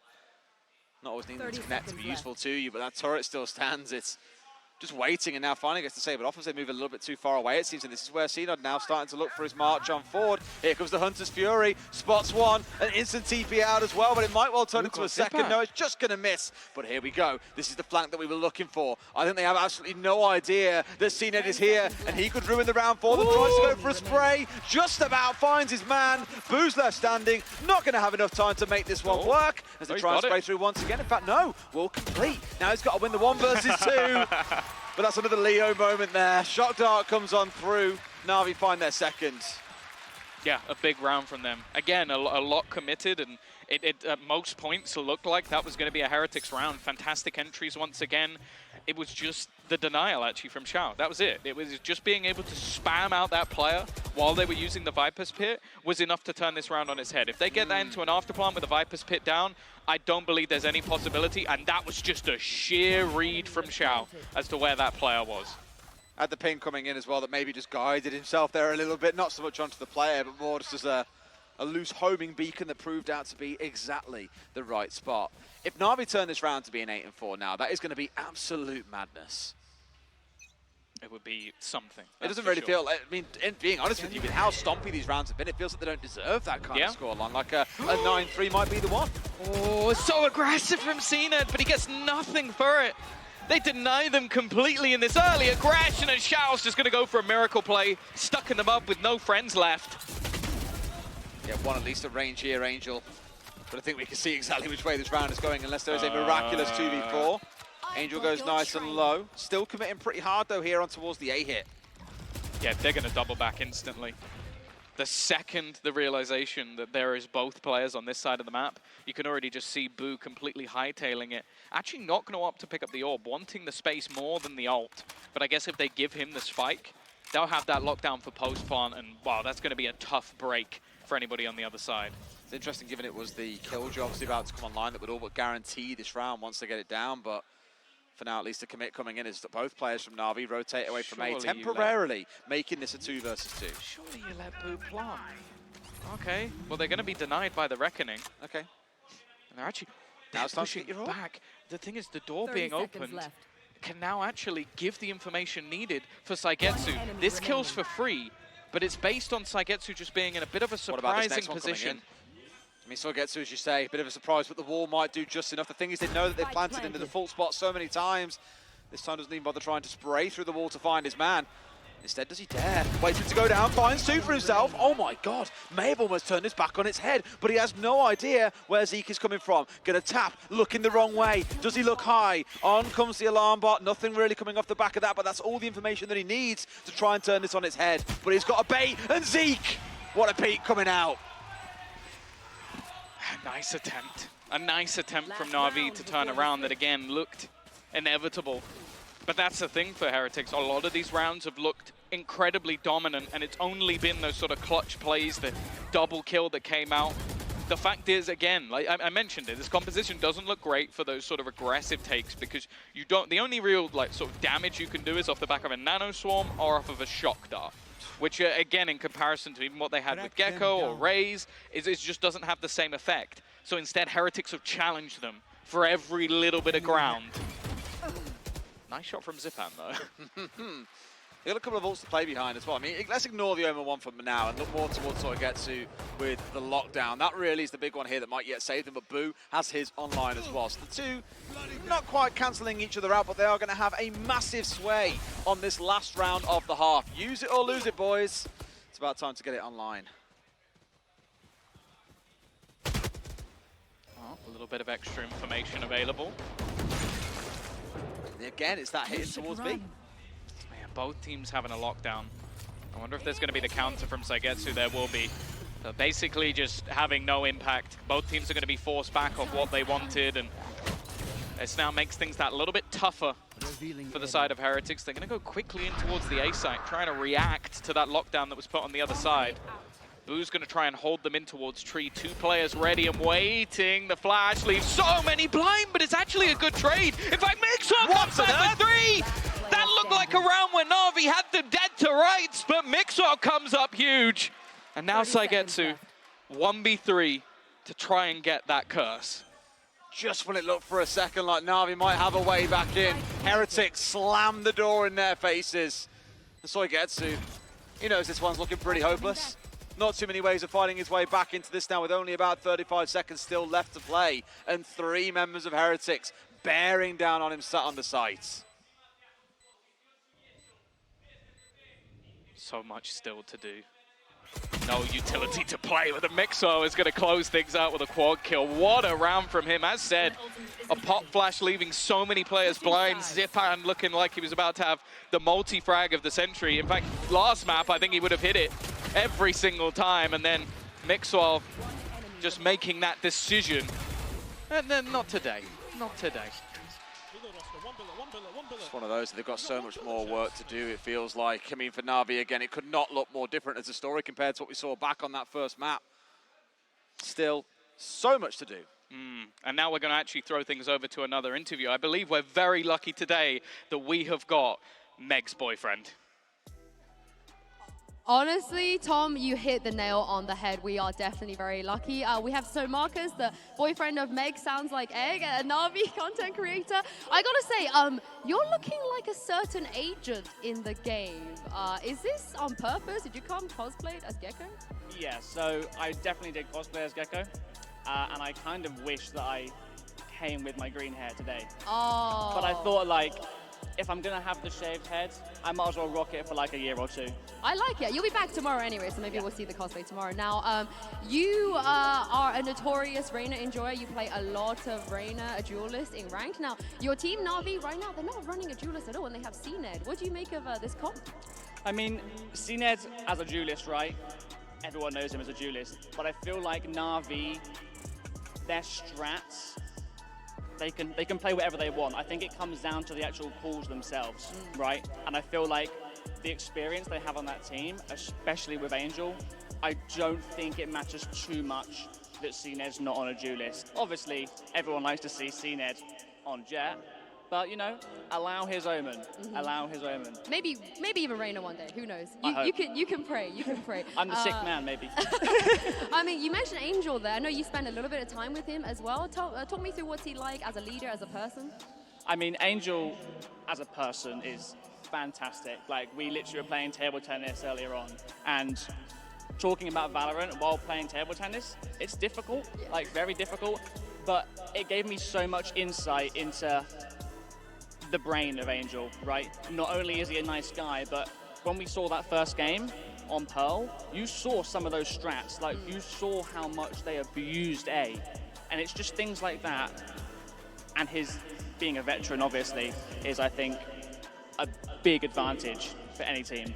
Well, if there's anyone going to bring it back in this map, it's probably going to be Angel, and I'm going to throw this back to your casters, I believe, Mitchman's duo. You cast with Mitchman as well? Really? Well, we're Mitchman's duo, like the both of us, so... The Step Bros. I really don't want to keep I don't know that why going. she started. The thing is, she said it, I think, 3 times so far this broadcast. It's killing me. Yeah, I won't quote the infamous line. Do you like bunk beds? That's the real question. So much room for activities. Exactly. Well, here we go. This is what we need to see from NAVI. What have they got over on this attacking side? They brought it back last time around when playing versus Koi, but this is looking like a very different story. Of course, having the Neon over on that defensive side, a lot of the time has had its issues. A lot of teams not finding ways to work it. I'm more interested, though, in the fact that AvovA has already pushed all the way through C. Okay, I mean, trying to make this one work out. The question is he coming on the backside of it all as well, or do Na'Vi get side control in time? You know, we saw on the defensive side they had no mollies, no real ability to slow down the attackers of Heretics, but on the attacking side, they have things like Shao, as we mentioned earlier on, the ability to do a good bit of work on this Sova. I really want to see them put this comp to good use. They've picked it for this reason. If it's going to shine, it's got to be early in this second half. Yeah, well, it's got to be early or it won't be at all. They'll be running out of rounds to play with. Zeek only going to be able to find one, and the problem is with these deep players, they have to clear this. Oh, an interesting peek from cNed. Maybe a little bit over-aggressive. And Boo just gifted a kill. This was looking like a done deal for Na'Vi. Now, play already on the spike. They're not reacting to this at all. In fact, he's just going to stick it all the way. This is the AvovA special, but he just goes down at the last second. They managed to deny. It was looking like another round where he was just going to defuse in front of the eyes of the opponents. He's been doing this for years. But finally, someone stopped him. A famous saying we have elsewhere, Tom, pros don't fake. They hold the whole way through, and he almost looked like he got it. If not for the right click coming out to deny it and put him in the dirt as well.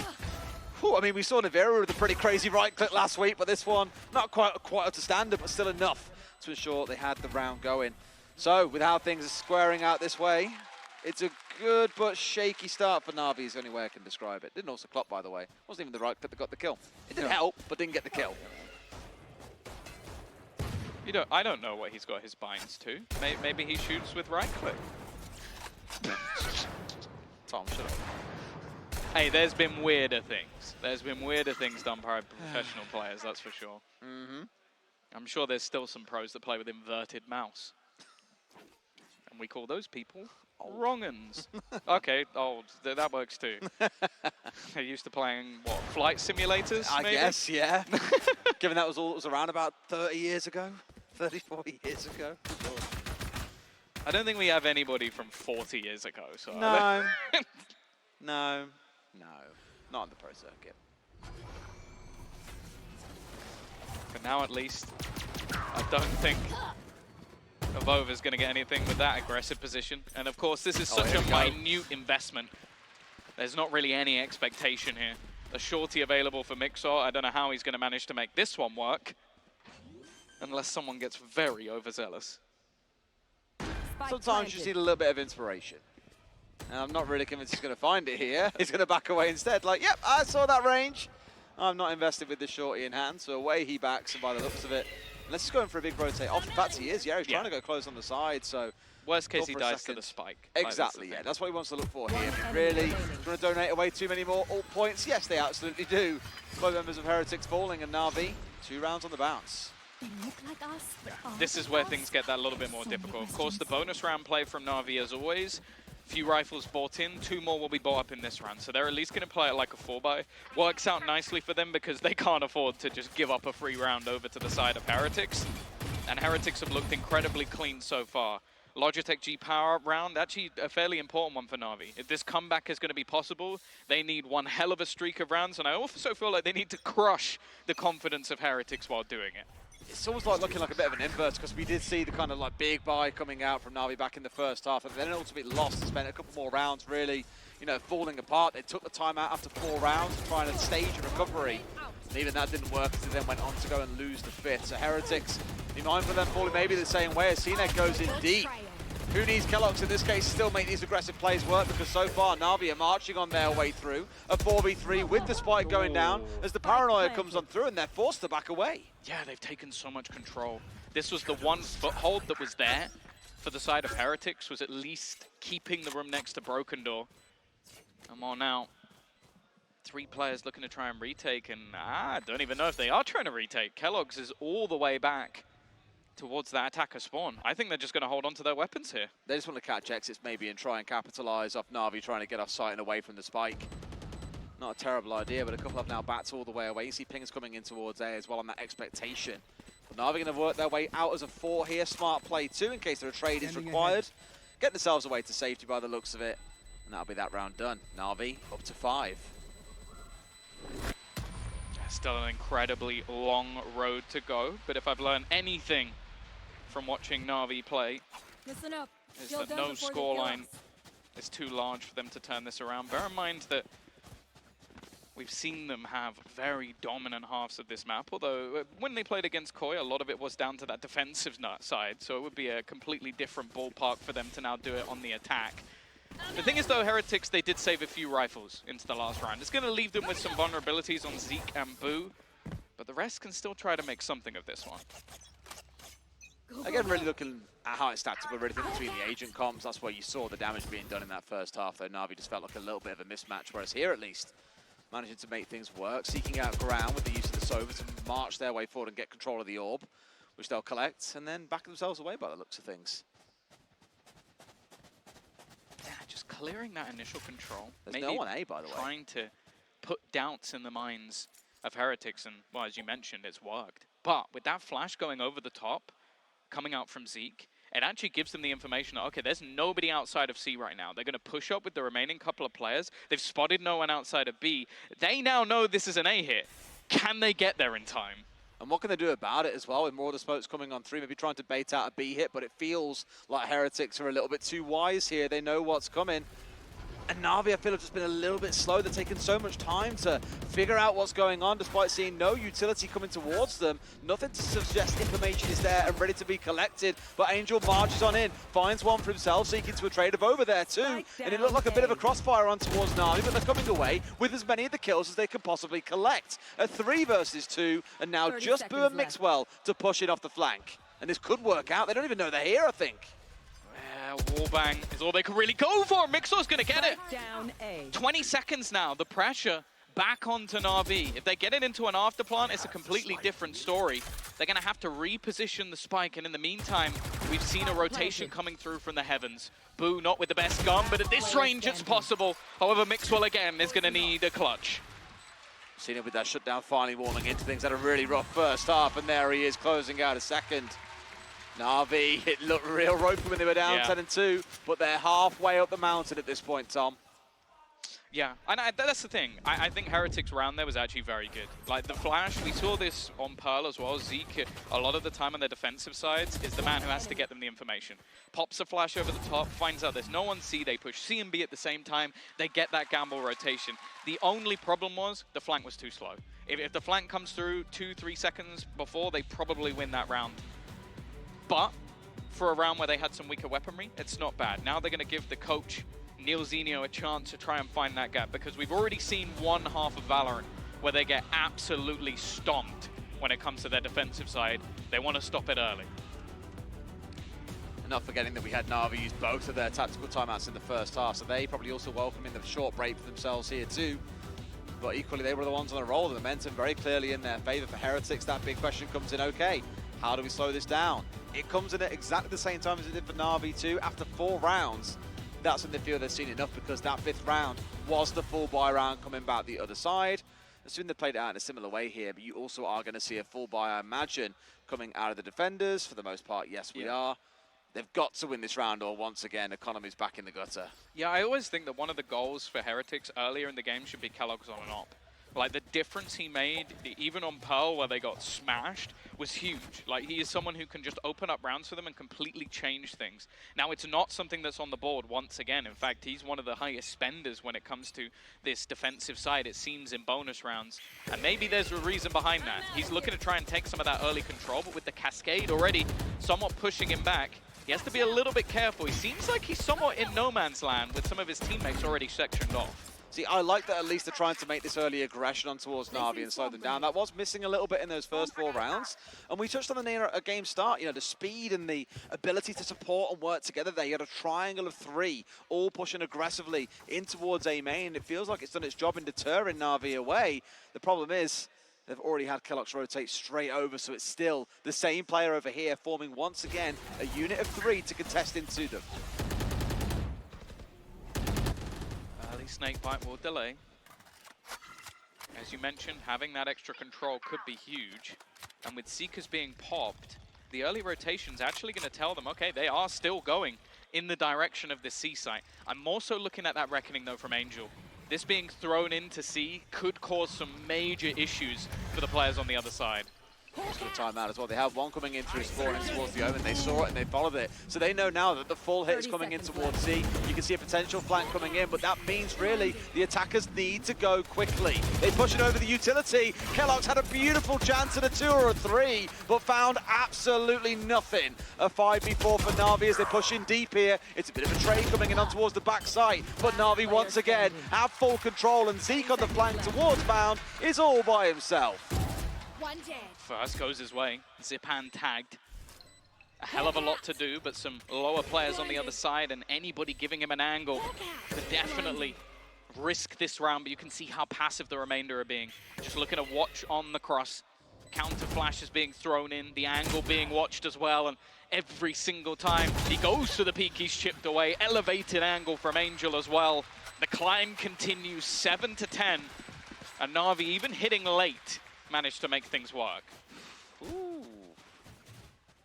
I mean, we spoke about the longest map so far here in EMEA being a Navi map. Back in week 1, 20 to 18 it went. With how this one's gone, it only takes a round or 2, and Heretics are kind of in the conversation, but exactly the same as we saw back in the first half. We have the round 4 timeout, we roll into round 5, and they still lose the round. This is where things get ropey for a few rounds, because their economy, once again, is in absolute tatters. Yeah, I think a lot of what was good there from Navi was their play off the Reckoning.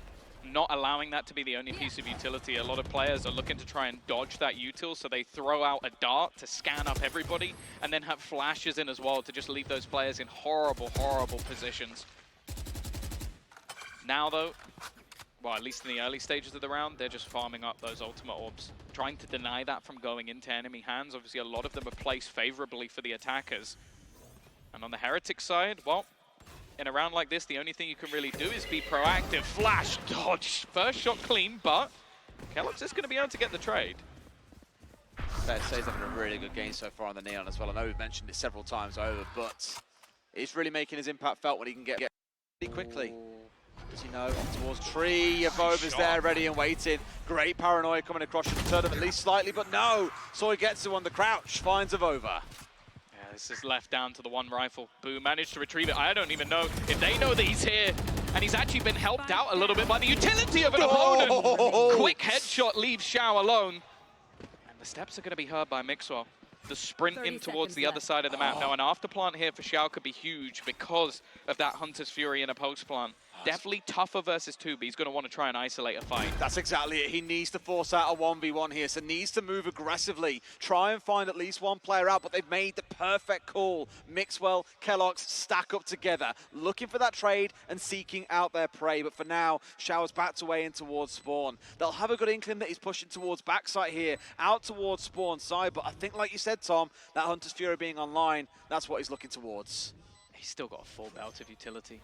Shock darts as well, and they're looking completely the wrong way. And now that's all he needs. Just fall all the way back, throw in that utility. Hunter's Fury. keloqz needs to get this to half, and well, he's going to manage to dodge it. Now the time is kind of going to be everything. It's going to have to be the sprint back. No time. I think he's got this one. No he's way. just going to defuse it in front of him. Shao was just too far away. keloqz plays that to perfection. And Heretics have their 11th. Man's got absolute happy feet. Maybe it's not quite in the fashion they wanted to win, but you take any point on the board because one more means they guarantee at least overtime, if not the momentum to push on to the win. Massive play by keloqz, who now has that ultimate online. Yeah, I think just Shao. Look at this. Shao's reliance on it. Here, just back and forth, baiting him out time and time again. It's also the read, just to tap it once so that he would use that last burst of the Hunter's Fury. Already, that shot dart was for Zeek. That's so disgusting. They see the Tiger going through, so they try and shot dart him, and cNed almost catches them on the escape. Wanted to come back and bite with a little bit of fury here as well. Really remind Heretics that they're the ones that have been behind in this second half. A couple of ults online, let's not forget as well. They have the lockdown here, they drop this in the right corner. This forces absolutely everything away. Another shock dart connects. It's looking rough to be Zeek in this round, but still not looking too unhealthy. Yeah, both teams have a lockdown. I think that there might be an instant counter coming out from Boo. Yeah, just making sure that, okay, you got a lockdown, I've got a lockdown. We don't really care. You can have that extra little bit of space. We'll give it up. And well, one player detained, but it doesn't really matter. Nothing that can be done from the side of NAVI and basically forced back to their spawn. I mean, here looks like a hard hit towards B coming in. Out comes the wall, in comes the push by the looks of it, but immediately smoked out. Not much that can be done. If they're trying to go deep, they've got the idea because flashes are coming through. Seeker's on the follow-on through as well. Angel for a second was looking to go in for a challenge, but was backed away at the last second. And now they've got this site control. It's a big fight back for Heretics. Yeah, Zyppan doing well to delay them. Drone going to be sent in as well, just using this utility all in post to try and hold them back as long as possible. I wonder if keloqz might even think of using the overdrive here just to try and take that little bit of extra space. The problem is they've been fighting forward, and once again with Mixwell falling, that's some extra space that can be held by NAVI. Well, as the wall drops down, this is where the chaos really begins too. By the looks of it though, Heretics are saying, yeah, we'll leave this one. We need these guns. We cannot afford to see this utility broke. This economy broke. We are so close here that we don't mind giving up at least the one round. Yeah, good response. Angel, well, actually going to go down to the spike, and so will Shao, but financially it doesn't really affect them too much, wanting to try and hunt down some of those remaining weapons. And again, the same credit we gave to Heretics, we have to give from NAVI. Just a good mid-round call to take back that B site. And with the fact that they hadn't used most of their utility, it was just too much for Heretics to get back in. Like, you're facing against constant flashes, drones, shock darts, just not given enough space to find anything. But I like the fact that they're willing to just back out and go, okay, we need to make sure that we have weaponry for the next round. Let's not risk it all here. I think both teams, you say there as well, the credit that you gave to them there, I think I absolutely agree with. You know, we commended earlier on when on the attack inside, Heretics attacked in towards C, backed out towards A, then came in through Baby Door towards B. It wasn't quite the full same long-winded journey that we just saw NAVI take, but it was that re-hit into an unexpected site from an unexpected angle that ultimately gave them the control they were looking for. 3 rounds still to go though, but then to even catch up to Heretics, let alone look to try and beat them. It is feeling that a little bit too close now. Look at this push though. Nobody watching that flank, at least initially. Very fast to get in on the rotation, but it's these entries in. Boo needs to get something that little bit more. It sounds harsh, but he needed to try and slow them down. Successfully, it seems that they now have a man advantage, and Angel goes back for more, leaving Shao once again 1v2. Oh, we've been here before, haven't we? Bit of work to do here. Last time around, keloqz pulled the rug out from underneath him and made it uncomfortable. Flash coming in from Zeek, doesn't quite connect. Still has the gun up. But where does the push come in? No one yet rotating over towards Door, and in fact, they're stacking up together here. What he's got to try and do is isolate this into a couple of separate fights. Another one at close range as well. Bolt gets taken away. He's going to have to try and push on through here. keloqz for a second trying to bait out the defuse too. Nothing to come of it, and sure enough, keloqz once again wins out against Shao. They're moving up to 12, and it feels like map 3 is all but upon us. Yeah, these close rounds from Heretics, but they're managing to grind them through, and I like the pace change. Like, we see NAVI, a much more direct take, and that flank coming through from the side of Heretics was sublime. Like, 3-man stacking outside C, wanting to try and maybe fight them early on the NAVI side. Instead, NAVI had the idea of a faster A take, and it ends up biting them. And I have to give credit to Boo. Only having a pistol coming out with a kill and just surviving those extra few seconds is enough that the players get caught by the flank. A big play from him. Now just 1 round away and 4 in a row needed once again for NAVI. Just when it felt like maybe they were starting to pull things back their way, it suddenly slipped away from them very quickly at Heretics. You know, I say Heretics, keloqz has been the difference maker. 2 rounds now where he's won out that 1v1 against Shao. 1 requiring a kill, 1 absolutely not, but still putting the 2 points on the board that his team so sorely needs. Again, they're going to go for the same aggression. Paranoia, cNed has just been blitzed. 3 players pushing him. And while the Seekers are going to spot the majority outside this side of the map, and Heretics, they fall off. They don't overheat, they don't overface, but they put the fear of God into the hearts of NAVI. I just like that composure as well. You find that entry kill, you know they're the ones who now, as in NAVI this is, have to figure out how to make things work with just 4 coming up against 5. Let them sweat a little bit, don't go over greedy and try and turn this into a 4 versus 4 on accident. You know, I just like that they're seeing the bit of composure they've got. Loads of util stacked up here around the A site, and by the looks of it, NAVI are running straight into the trap coming out of this other side. You got the swarm ready to go off as well. There it goes. His door also spins. Dog coming on through, and Mixwell going to hold tight at least for now. Yeah, he's got Viper's Pit available. Reckoning Might just opt to use it to try and slow them down. Reckoning will give the info. keloqz just tries to go through the smoke. He's been insta-headshotted.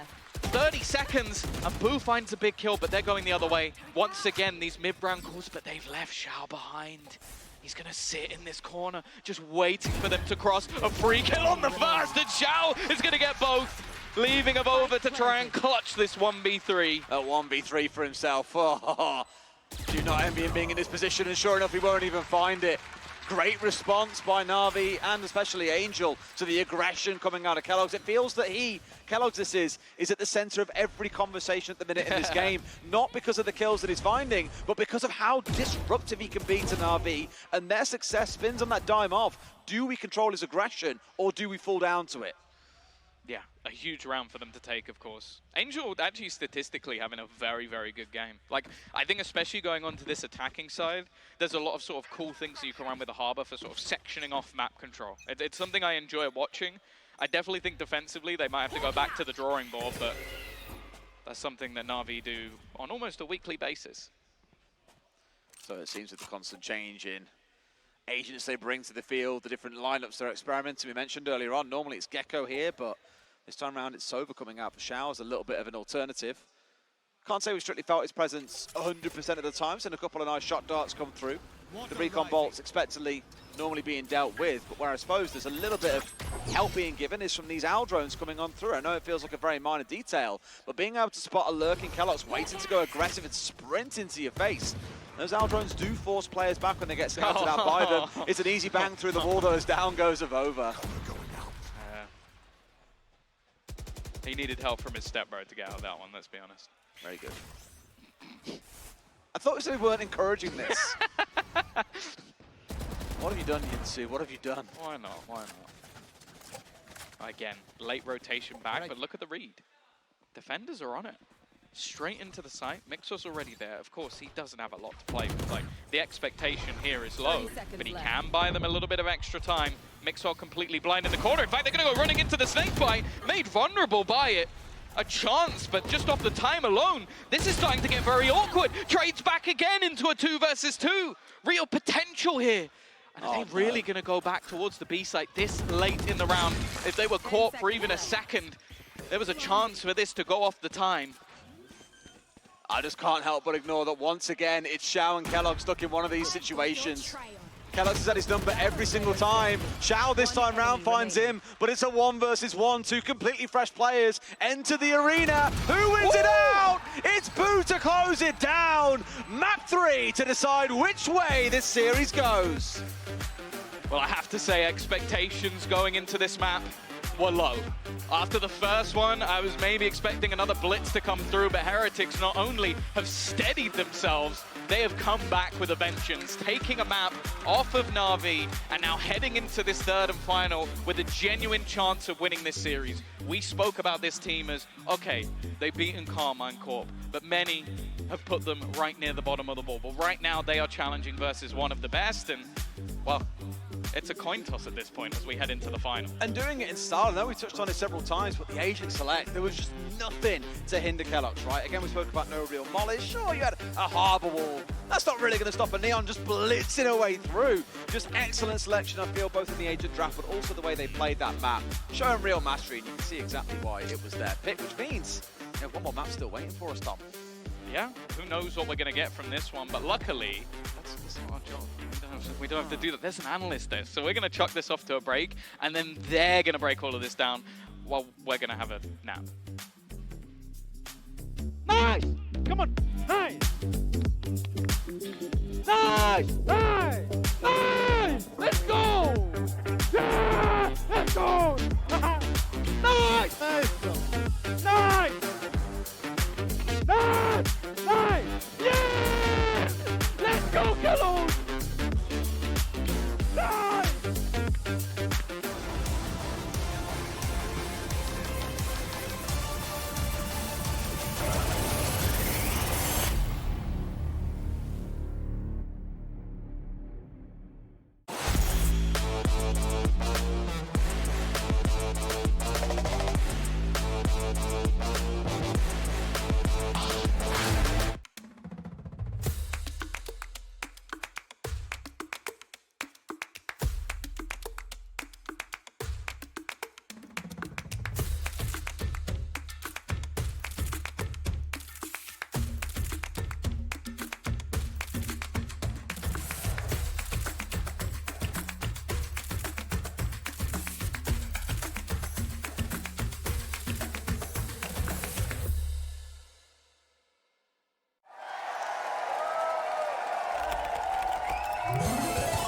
Red Bull gives you wings. Zero distraction. Zero doubt. Zero opposition.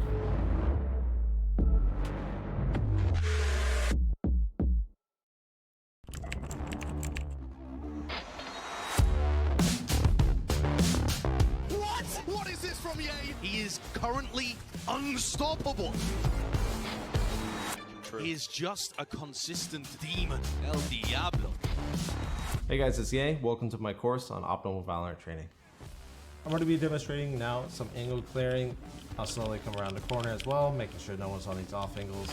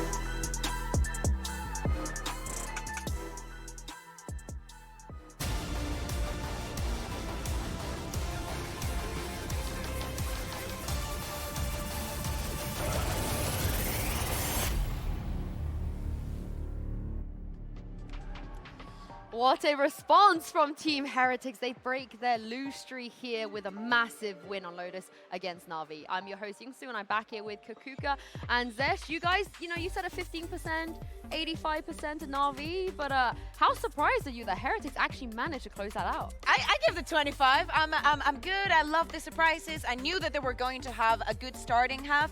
On the side of Navi, I have to say that maybe after that first map was so easy on their minds, they were like, I bet that it was an angel moment of just rolling the dice, being like, how about we just roll it with this? Like, let me play Harbor. How about I play Harbor? And then everybody was like, yeah, this actually sounds good.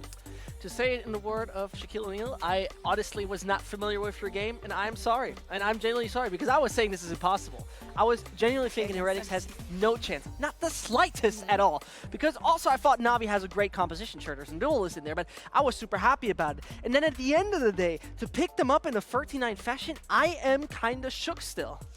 Things that I loved about this map from Heretics, the fact that keloqz is going on that Neon. Yeah. We mentioned all the agents that he had played before. Neon was still not in that circle. It finally is. I think the only one left, the only duelist left for him to play would be Yoru, but we're saving that for when Lothar is here. And I really liked the performance for Boo. I saw a Heretics that was communicating so much better. The issue is it nearly went badly. They nearly did not close that out. It looks good, 13-9 looks good, but if we take a look at one of the rounds that actually help them push it over the line. If it was a while until they got to 12 when they switched sides. And I think some people maybe believed in the Navi comeback, but how many times did it have to come down to a 1v2, a 2v2? It was definitely different to the first half, to put it that way. It looked like Navi definitely came back in that situation.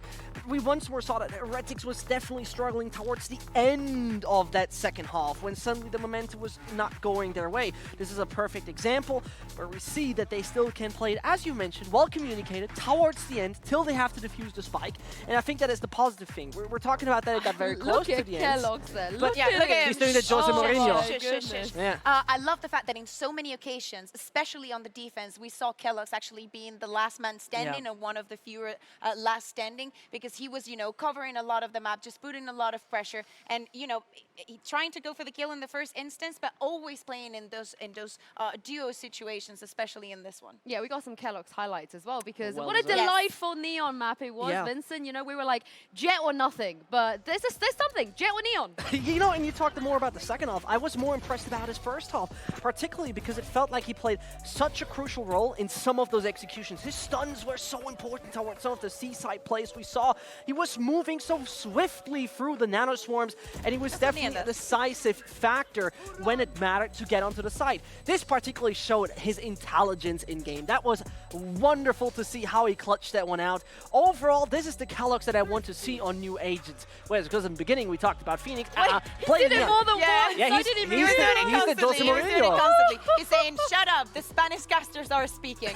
No, but I love the fact that we could see a keloqz that was playing for Team Heretics without Team Heretics 100% dependent on him. Like, I don't feel like he was playing with that extra weight on his shoulders that he had to perform. It was that or nothing, and him against the world. I saw the rest of the team playing alongside with him, and him being much, much more comfortable. Yeah, and also in the first half, I know you mentioned it already, Vincent, but Navi, again, maybe they had an opportunity to come back in, but at the very end of that, Kakuka, I know a round you want to speak about, Heretics, they close it out. Yeah, exactly. I think it's very funny, because if you take a look at the positions of many teams at the beginning of the Lotus attack, you're going to see that the heatmaps show that some teams are really towards the C side and that early control of that zone. Some other teams, like for example Koi, are very centered in B, but it's mostly C, A. You would see clear patterns. And here, Team Heretics adapts to something that Navi was doing on the previous round. They go with this extra control over here, and they want to fight it. They know that it's something that they're going to repeat,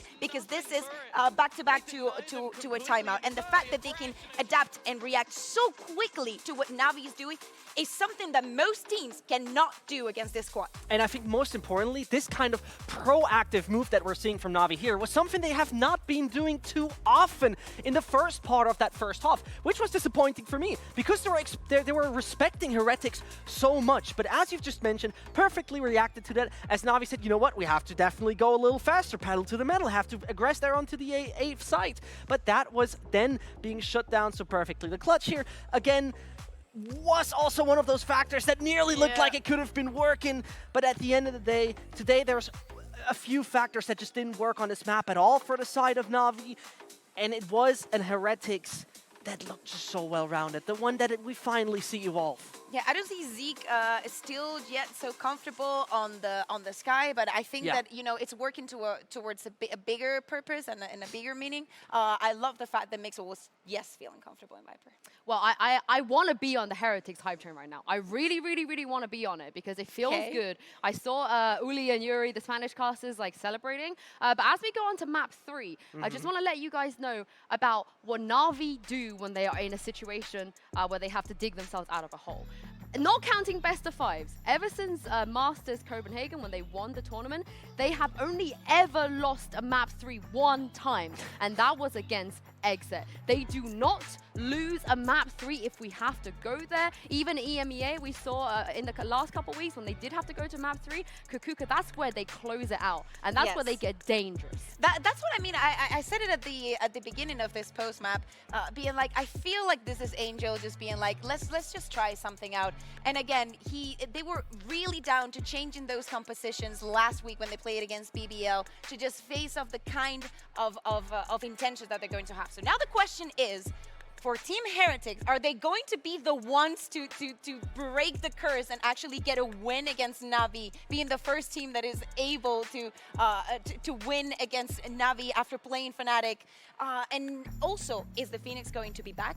Are they going to be the Navi that they expect? What I will say is, Heretics, we haven't seen them in map 3 yet, so we don't know what they're going to be like. Yeah. But the crucial factor, you mentioned earlier when you had the conversation with Angel and the Spanish casters, right? You said that they were adapting to BBL's swiftness, to BBL's aggression. This is a bit of the opposite in my eyes when we talk about Heretics, because for example, they usually play that double controller kind of setup here. Yes. That is a totally different kind of set of pace, different kind of speed, different kind of aggression. And this is where we could technically, just technically saying, expect that 9 kind of composition. But to be honest, I like their OG Sage kind of style Ascent comp, and I wouldn't be surprised if they would run that again. I mean, Vincent, twice we've seen Navi on this map so far, and they have 2 different comps. Maybe 3rd week in a row we have another comp. I wouldn't be surprised. All I want to say is, going into this for Heretics, I don't want to see the Phoenix. Put it away. Don't bring that out. I don't care if it's a misclick or anything. No. No. Well, I don't want to see it. Luckily for you, keloqz is going to be the first one picking. If he chooses it, I'm leaving. He gave you the jet. He gave you the jet. Thank God. Zyppan is going to be going on that KO. cNed on the jet, and Angel is on the oven. So normal. This is too okay, normal. so now the question is, SUYGETSU, is it going to be, it's going to be the Cypher, not the Killjoy, it's not the Sage. And, you know, Mixwell swapping back from the sky, going onto that KO, and Zeek playing with that Sova, going to a very, very traditional composition. And I think they just want to do this because the amount of information, particularly they garner with that cam, as well as the trapwire that usually has the opportunity to really hold up any kind of execution. Even if they go for deeper, this fits perfectly to it. This is a minor adjustment, but I think this is the right adjustment to the attacking side of the guys of Heretics. I feel let down. Why is this so normal? It's too normal after what we've seen today. But that's because they're tense. Like, Navi is like, okay, that happened on map 2, we need to close this out. Well, no one is trolling, I see. And for Heretics, this will be an absolutely huge win, and one they really, really, really need. Tom and Des, are you guys on the Heretics train? I think we are, Tom. You can talk at this point. Got to time it. Time it for when they... We don't know when it's going to spin to us. Wow, wasn't that magical? I'm never doing that again. Once is enough, I think. I got my and spin. Like, that's not something I ever expected to hear our producer say. Strange things heard down a microphone or down a headset. And spin. Yes, absolutely with you on that front. Look, we didn't expect to be going to map 3, but that's exactly where this series is headed. And truthfully, I think it's deserved it. We saw a brilliant agent adaptation coming out from Heretics in map 2. Map 1, Navi absolutely slapped them silly. We've seen domination for either team so far. This map, though, is where it all really matters. It is the decider. I can't really call what's going to happen. Yeah, I'd say if you're going off historical data, Navi are definitely the better Ascent team. I think they're a very strong Ascent team now that they're not playing the Gecko comp anymore. I think they're always going to switch up some of the roles slightly, so I get to bringing in a Cypher rather than a Sage. It looked like the Sage was more a direct counter for BBL, who they played last time around. The thing is that the composition on the other side has also changed to something much more traditional, which I think is a good call from Heretics. They tried the cheeky Phoenix comp. It didn't work, so go back to the tried and true, which I am actually excited to see Mixwell, for example, on the KO. I think it gives him a little bit more opportunity to go back to that almost duelist of old while still having a decent utility belt. Let's wait and see what came out first there for at least a couple of seconds to see if there was any smokes being committed at, any flashes being burnt down towards A main. The answer indeed was no, so really just leaving him there all by himself. I think it's AvovA now who's taken over that mantle of holding A main whilst the rest try and slowly work their way through tree here. And there is no utility to stop them on their march on through. This could get real messy. It's Angel to start things off, goes aggressive and finds one for himself, trying to dodge away. Almost found Mixwell, but he just about pulls it out, and keloqz stacks up 2. But it's a 3 versus 2 for Na'Vi, and they still have full heaven control. Know that Mixwell has managed to creep below, but with how much HP he has, it would have to be a pretty decent miracle in taking the first shot. I almost feel like he needed to hold a little bit longer, being spammed through the wall. 1 HP is all that's standing, and cNed is going to put him in the grave. A decent pistol round coming out of Na'Vi, and you can even see just the effect that those ratty little Cypher setups have in the early stages of this one. I mean, really, I was about to say all the work was done by Angel, it felt at the start as well, just sowing absolute chaos in the back lines of the push coming in from Heretics. Ultimately came down to him and cNed in the close to make sure things really did stick to going the Na'Vi way. Good attempt though at Heretics, really liked the actual push coming out there as well. All 4 going via tree. No utility there from Na'Vi to slow them down. Sadly though, there was an Angel. Yeah. And his name was Death. I think the thing I'm excited about as well, like I mentioned Mixwell on the other side. Shao, there's not many people I would be overly happy to see playing Fade right now on this map. I think that there's so many benefits to having a Sova, but Shao might just be the best Fade player in the world. Like, I think so effective on this agent with all the different haunt lineups that he knows, but also just his own ability to sort of get aggressive off the back of his own prowlers. Gives him that little bit of extra freedom to almost, again, just be a bit more of that sort of duelist Shao when he needs to be. Now, this initial start coming out from Na'Vi is a very passive one. A little bit of aggression out from Zyppan, just peeking in towards short. Other than that, they are sat back, holding for any sort of push. And hold for a little longer, they may well have to. Utility about to start raining through. You can see the line of fire of Zeek as well, and there it is. Everything over. Flash is coming over. Recon over. Smoke going deep. You name it, the list keeps on going, but they haven't yet pushed their way forward. Almost expecting something else to come out of it, and there we go. Now they're working their way down Speedway and in towards site. Full site control established, and now you get this real awkward kind of midpoint war either side of the boathouse here to re-establish control. Yeah, the problem here for Heretics is they just have no guns. So, like, fighting into this one should be very difficult. Nice pot flash, but ultimately every single one of these battles is heavily favored. It just comes down to how much damage can realistically be done. Both players so desperately low. Boo's flank gets nothing, and Shao is just quickly cleaning up every single remaining player. Barely any damage in the end done to Na'Vi, but they get themselves a plant and a kill. And when all you've got is Classic, that's okay. Even Shao switching over to the Classic at the end of the round there as well, dropping away from the Guardian. Good round from Na'Vi once again as expected. This is where it's really going to count though. This is where Heretics get to get their 4-buy, and we get that Logitech power round coming in. Let's see how things shake up. Don't forget the G. All right, Logitech G. Power up round. There you go. You got there. Any more letters in there? I'll forgive you just this time. Well, you know what? To be fair, it is very small. Like, they couldn't have made it like bigger for you, know, right? Just Tom. Maybe the whole screen next time. Tom, shut up. You are so dry and sarcastic. I love it. What, hate it in equal measure? I think I like it more when you're bullying Mitch with it rather than me. Yeah. I've heard that before. All right then. Looks to be another A main battle coming out for Heretics. Last time around, let's not forget, they dropped away and left AvovA here by himself and rotated everyone off around towards tree, which I think is why you can see on the other side, the KO of Zyppan is stuck waiting around garden, just looking in towards tree, expecting that push to come in, whereas Heretics have changed things up a little bit. At least maybe. 3 of them for now holding it, and the Sova deliberating on where this push should come through. Of course, they've got to be careful with the knife of Zyppan.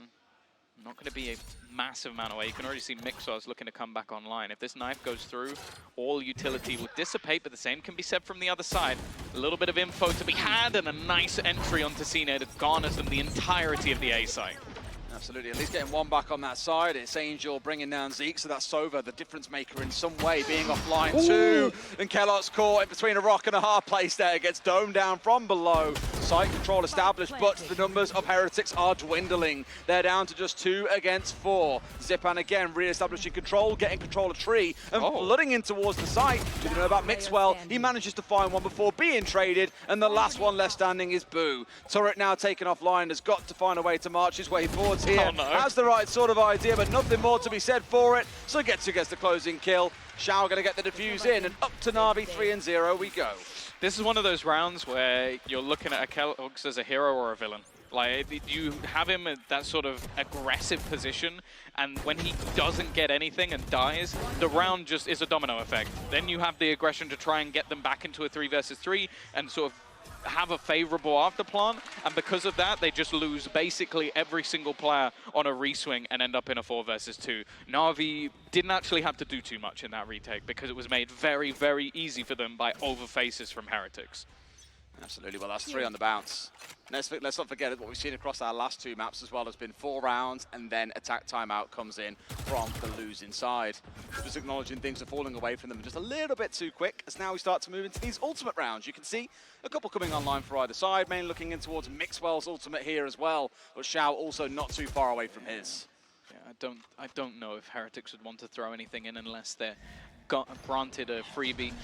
And look at just the control that's already there for NAVI. A couple of picks really to make this work, and even then that's a tall order. Yeah, and they know where the push is coming. Like, look at where NAVI are right now.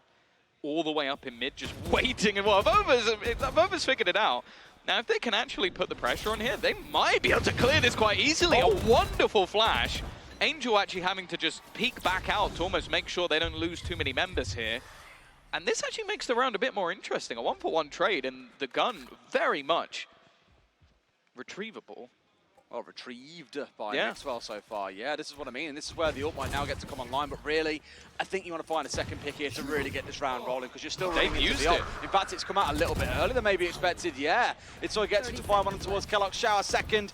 Maybe pulled out a little bit too soon on that one as Shao and SUYGETSU. They mow everyone down. Heretics crumble. Ult offline. Rifle lost. NAVI up to 4-0. And there it is. That classic round 4 timeout. Yeah, that it almost ends up being a bit of a burden on them. That one kill and picking up a rifle, it baits them into using that null command, thinking, okay, we can pressure the Cypher, we can get in onto the site.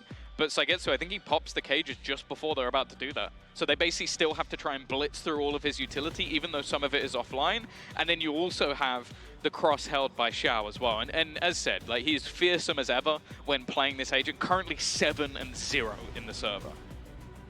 Just really not much being shown so far by Heretics. Maybe a couple of kills across the rounds that you look at and go, okay, something was building there, but largely NAVI have had the run of the server so far. Unsurprisingly, as mentioned, that timeout coming in at this point. Have we seen a round 5 converted yet after a timeout? I don't think we have. Across the maps, this is. I don't believe we have. No. You're shaking your head. You make me sound like an idiot when I'm speaking to myself. I know, but you're meant to be able to say no. No, but that's more fun. Just watch you scram a little bit, you know? You mean when no one replies to what you're saying? Yeah. It's really good. But the thing is, the difference between the two of us is I quite like the sound of my own voice. So getting back in, I'm actually looking forward to seeing what those sort of adaptations are going to be doing here from Heretics. Like what sort of ideas they're going to have, how they're looking to try and set up onto keloqz. And continuing in on my solo cast, it looks like they're setting up in towards the A site. So 4 players currently there, Lurk obviously being held by Boo. But because cNed's got that operator, he's going to be looking for a little bit of control into mid.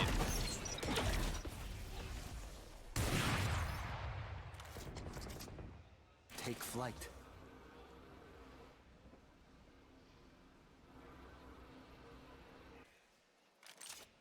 You are too stubborn. Yep. Really wondered how long we go for there. That was your round to take. It's also maybe keloqz's. Straight in already, dashing in off the back of this jet. looking to establish that site control that we know he loves to do oh so much, but has to make a kill off it, and makes it far too easy for SUYGETSU by enlarging that target by a scale of about 10. Up in his face, shut down, Boo back onto the other side, but yet again, Navi maintain the numbers advantage. Oh, they want the spike, he's just picking up guns! Throw it somewhere else, quick! He's been caught in a seize as well. Wallbang from cNed. As clean as ever. Will AvovA ever get the spike back? Oh no! No! He's just been tapped through the smoke by Shao. On the last bullet as well. That's the real heartbreaker. And now Zeek, all he can do is look on, maybe shed a few tears. This round 5 is absolutely not going the way that Heretics would have hoped for. Oh dear. I love it. I'd also love to see, just after this, how many pieces of utility keloqz got hit by him. Well, I don't think Zeek was ever expecting an operator to kill him from behind. Not the classic weapon to flank from. But yeah, keloqz's entry there, like, you might look at, okay, a Jet 1 and 5, but what he is currently having to deal with, like, he definitely got hit by Cypher utility. He definitely got hit by Shao's utility. So he's just pinged up in the open by multiple pieces of util, dashing through it. And that's the sort of danger. And I'm pretty certain at this point that the gamble of the side of the map for SUYGETSU has been perfect almost every single time. Like, you keep seeing keloqz having to sort of push in towards this. Look, he gets hit by a paranoia, pinged up, and then tagged. And then he reveals the rest of his teammates because of the neural theft. Like, he's just getting bullied. There's just nothing you can do in that round. It's a real heartbreaker. Interestingly, a comment you and I had while we were talking about it when we came oh, not again. I mean, no breather this time around. It's more cNed who can't catch a break. That's an op. Yeah, I mean, arguably a little bit aggressive. I was going to say that really we were speaking about this in the break between, you know, seeing what cNed had been up to. Obviously, he dies as I start talking about the point, but last map, didn't really see all that much of him when he was playing across on the Omen. Here, though, on the Jet, we are seeing him getting more involved in the game. Yeah, of course. This is the agent which not only was he known for, but he was pretty much infamous for within the scene. One of the best Jets to ever do it. Okay. I thought for a second, and maybe I was right, they've left it a little too late. They dropped down the Killjoy, but didn't have the spike on side, so they've had to grab it super late, which gives time by the looks of it for Navi to contest back in. Out comes the Fade Orb as well. It's a couple of kills for either side. Still down to a 3 versus 3. This is winnable for Heretics. Yeah, the thing is they got caught in the trip. They got caught in the second trip as well. They're just walking into every piece of utility. Nice shot from AvovA though. That operator in play, but SUYGETSU just thriving. They even know he's in that close corner. AvovA desperately trying to find a pick, but bear in mind, he's got himself 20 seconds. Now he's gonna unfortunately get his From the Shadows on here. I can't imagine he's gonna try and teleport, and well, that not being given away, he's just trying to use the paranoia to reposition. Just wants to isolate at least a 1 versus 1 here, playing on the up. Got to find his man. I think he's got no idea. I'm pretty sure he's on the low ground at this point. In behind the double stack, still can't find him. It's Shao off towards Speedway to bring him down. It's going to be another round being won by Navi. It feels like it's in the back and forth throughout this series, so you have to wonder what comes in the second half. Shao still hasn't died. That's a beast. 6 rounds in. SUYGETSU's only died once as well. And the point I've been making is they've been pushing into his setup almost every single time. Yeah. Like, this is, again, they walk into both trips. Now, I'll be honest, the first one, I'm surprised anybody's walking into that. It's a very standard trip that you're going to see in matchmaking. And now, after basically walking into that setup every single time, Shao is set up. They are all building into a take, and he has an Odin. I love this. Normally you see a Sober play in this kind of spot, but it's a similar sort of story. Just sprays on through before getting scanned out, but by the looks of it, they have. I mean, keloqz, I love the aggressive taking here as well. If you know that an Odin is posted up at close range, go aggressive, but Shao finds him first. Yeah, none of the others actually made it out. It was just keloqz on his own. Everybody else just sitting in behind, and now Shao's just got his machine gun back again. Boo. Do they know? I mean, does Boo know? They don't seem to know that he's here. I lied as you ever watch him on close right-hand side as well. Angel, I think, just dropping down a smoke there at the perfect time to let him get away with it. If he tries to creep on through, he's dead. They're going back into SUYGETSU's setup again. Oh my god. Again. A double trip setup as well. It's gone. Okay. It's gone. Cleared out there thanks to Knife, but now they're on the march on through, playing nice and slow as Zeek finds SUYGETSU on the march on through. Elsewhere, there's still a battle going down, but the real action is taking place here on side. cNed gets the collapse. We saw a couple of those last week. It's 3 quick kills for NAVI and a total wipeout as Zeek is left with all but 1 point of HP. Shao gets the shutdown. NAVI up 7-0. He's just going to get rid of the Odin. Oh, I hate them. They've thrown it in for 1 round just to strike fear into the hearts of Heretics, just to adapt their setup once again. And now they're just going to go back to something more normal, just a standard setup so that he doesn't need to take the risks off the back of that weapon anymore. He got fully pressured in on the site, and he is still yet to die. 12-0. I know I'm going to sound like a broken record, but when a player is just staying alive at all costs, at all times, no matter the scenario, and that's the thing, him doing that, being able to delay them, then push them back into SUYGETSU's. It's whatever the lesser of evils is, but I can understand the frustration at the moment from NeoZenio, because it seems like no matter what decision they make, it's just the wrong one. It's an exact flip again of what we saw back on the previous map, where 2 timeouts coming in insane inside half. I mean, 2 timeouts inside 7 rounds feels absolutely ludicrous. It's needed, though. It's sorely needed because Heretics need to find a way into this game. You talked about them running into the util. With the way they were stacking up here before that timeout got called in, it was going to be the same story again. With a heavy stack out towards A, now they've dropped the Odin away. They just don't seem to be able to find any breathing room.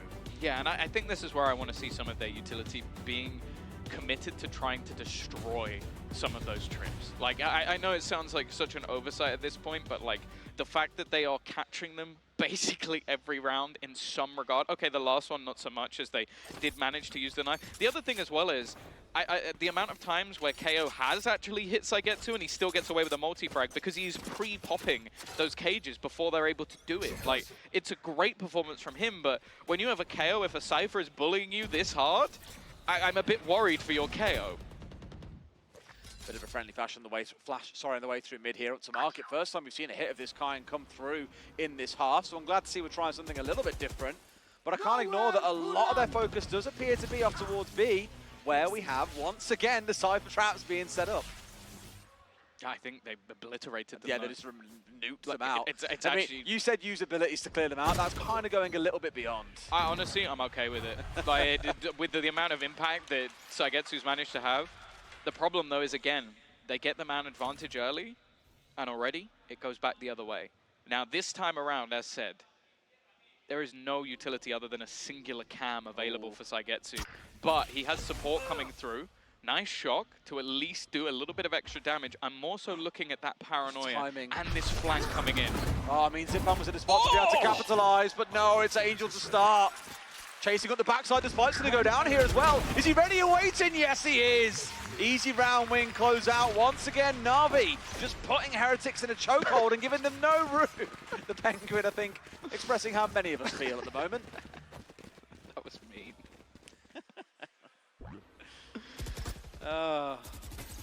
It's brutal. This second shot coming out was just disgusting. This was nice. What? Like, how long has he been sort of hitting the aim line? Like, even Angel knows, it's like, I shouldn't be hitting those shots. 8-0. Absolute decimation of Heretics. And they're just running it down. Go for it. Pick up the pace. Try and put pressure in. There's a trip. He's gone over it, but it doesn't even matter. Shao's picked him out of the sky. Boo, however, has done well, though. He's made this one competitive. It's awkward for Shao, but he's still standing. Who's surprised? I feel like it's such a good read, and cNed's going to pick him off a fun here. Pops the ult out as well. Shao died. It's absolutely disgusting. Oh no, Shao went down. How will they ever recover? cNed's making it look easy. Let's get these Well, beats. he's 14-2 now. His KD has taken a rapid hit, only 7. Like, come on. We expected better of you, Shao. But yeah, it hasn't taken the wind out of the sails of this NAVI side at all. 9-0. Ults coming online, lockdown available for Boo, potentially can finally grant them access to a site. And well, over the last few rounds, even just getting the spike down, they've managed it once of the last 6. Surely it's their chance here to make this work. They sorely need to get it online.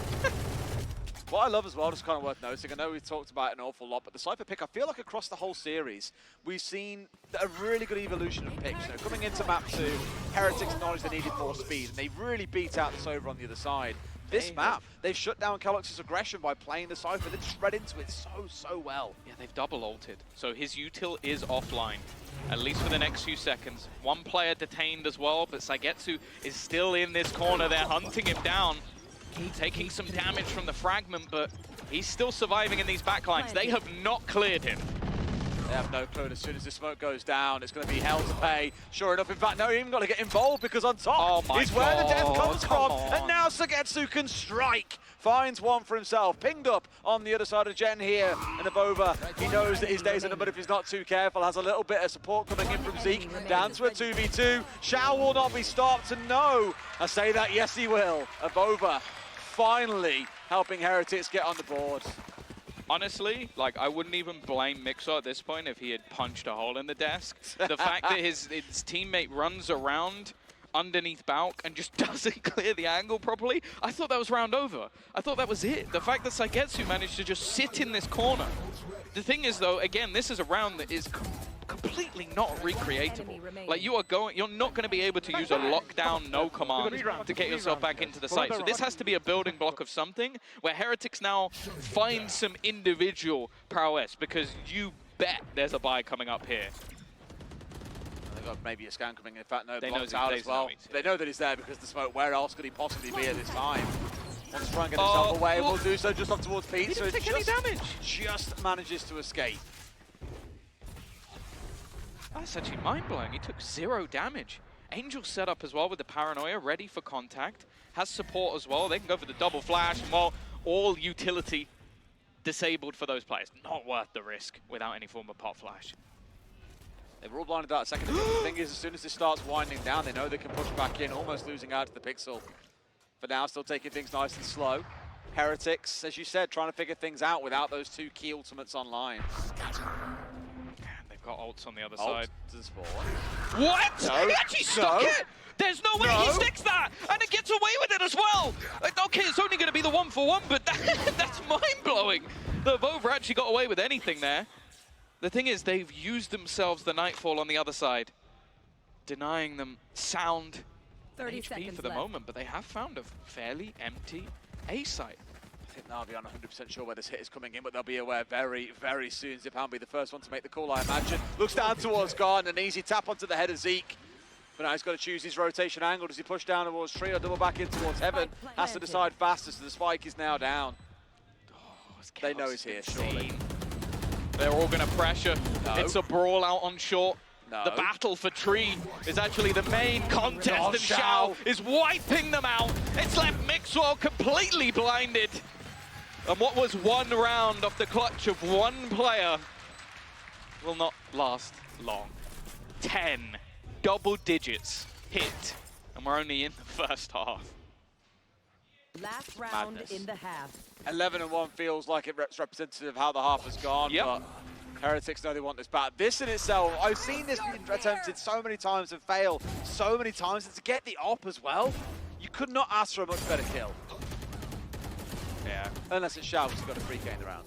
And now we start to look as well like keloqz has been having a nightmare. It seems like every time he's trying to make some sort of play into the site, he's just getting obliterated. 1-11.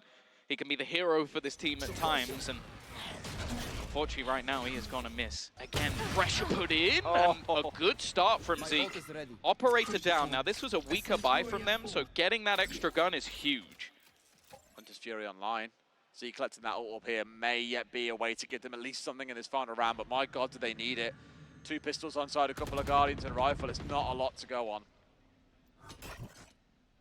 Flash. A little bit of utility being expended. It seems like NAVI have the right read here. Players, although, facing into Boo. And now they all look to try and build up. Zyppan is going to grant them only 1 player caught. The other 2 managed to fall back just in time, so this might sell a bit of a fake read. Oh man. Close angle here, could be everything. Finds one, swings in for the second, but Shao doesn't find his man. straight away. Boo wants out of dodge, backing away. No. As onside, no way have they thrown it away here. Navi coming out big.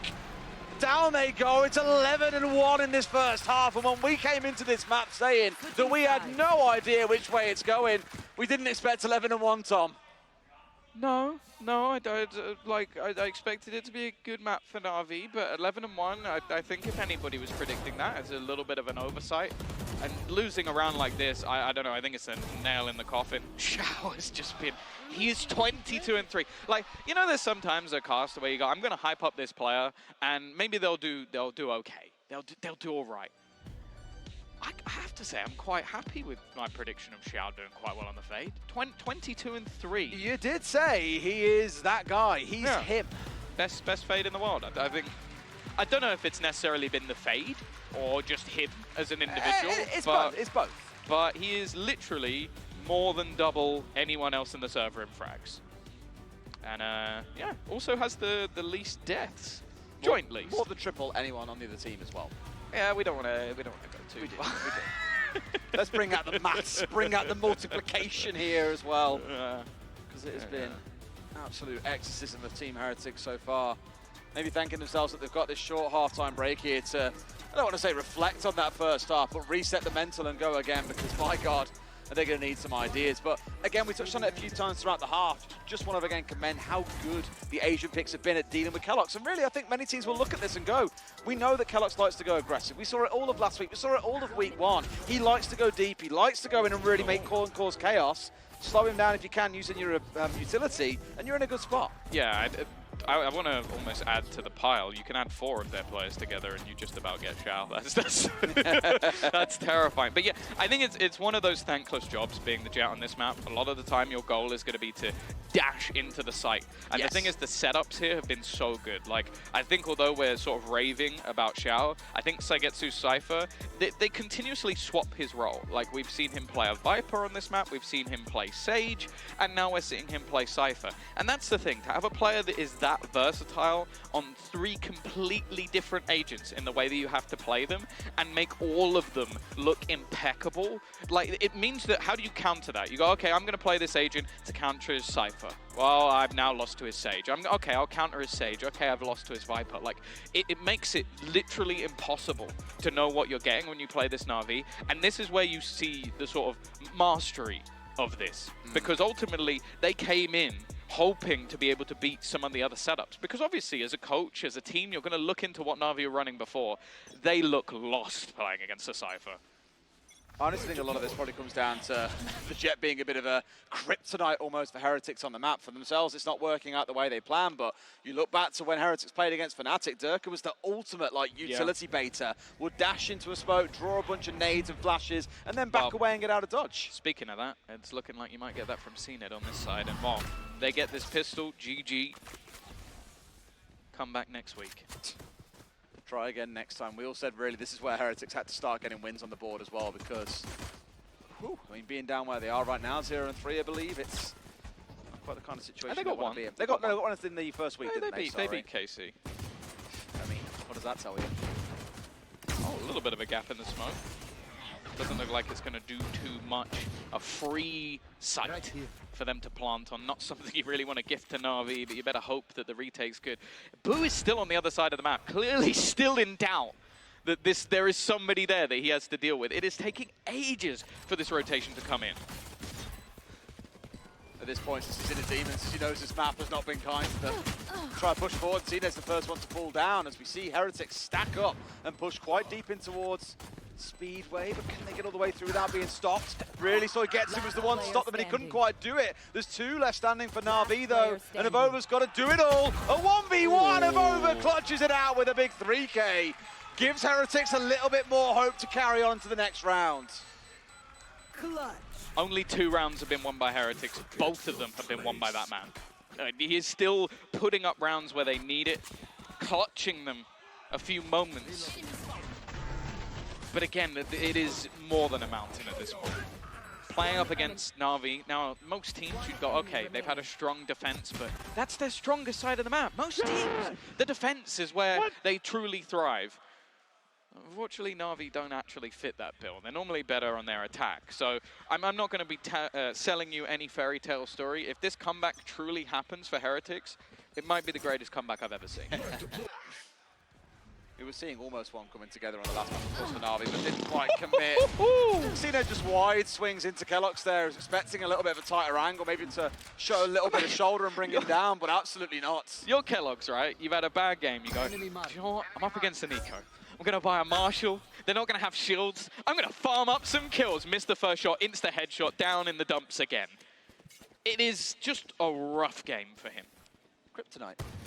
Something about this Kryptonite map. is a sheriff bullet to the head. I think that's everyone's kryptonite. No, it's just a lot of bad luck seems to follow Jet around for these guys on this map again, whether against them or for them. It just seems to go the way they like.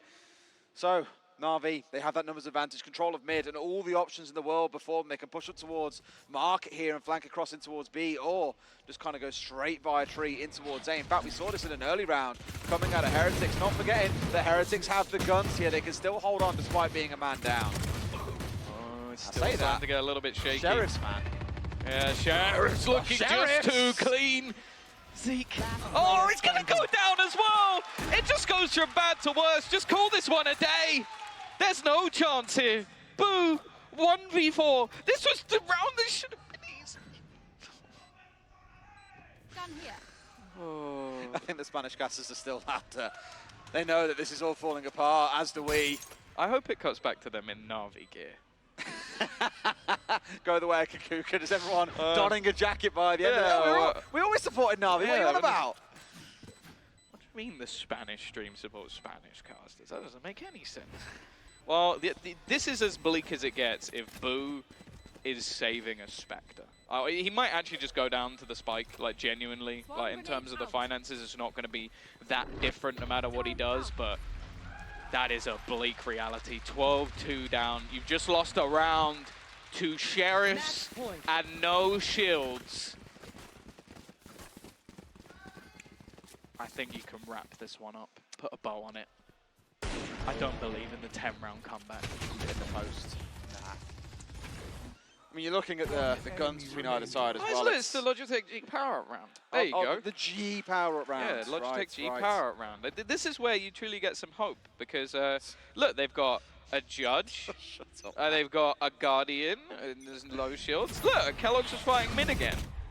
Oh, look, the Judge, there you go, there's the Judge. That was, you know, he did a total of, sorry, well, 0 damage, 0. I couldn't tell that immediately. I definitely had to check. You are such a wind-up. Some would say cynical, but you know. Sometimes a little bit more. Yeah. I mean, even coming into the round, Navi are half treating it like a bonus. They know that going into the next is where they really want that 4-buy online. They've got themselves 3 rifles, a couple of Spectres, but you spoke about Heretics just completely in the dumpster after spending to keep themselves competitive in that second round, and now everything's kind of gone against them. Here comes this push in as well. Natus falls down to at least separate the 2 teams temporarily, but Boo should be absolutely on toast, and he is. cNed brings him down, only 3 left standing here for the side of Heretics, or it's a 2-1 defeat, and their season continues looking bad. They know at least where a couple of these players are. Mixwell trying to sell somewhat of a dream, but he goes down, left all onto Zeek, and it is an easy cleanup from SUYGETSU. A 13-2 blitz.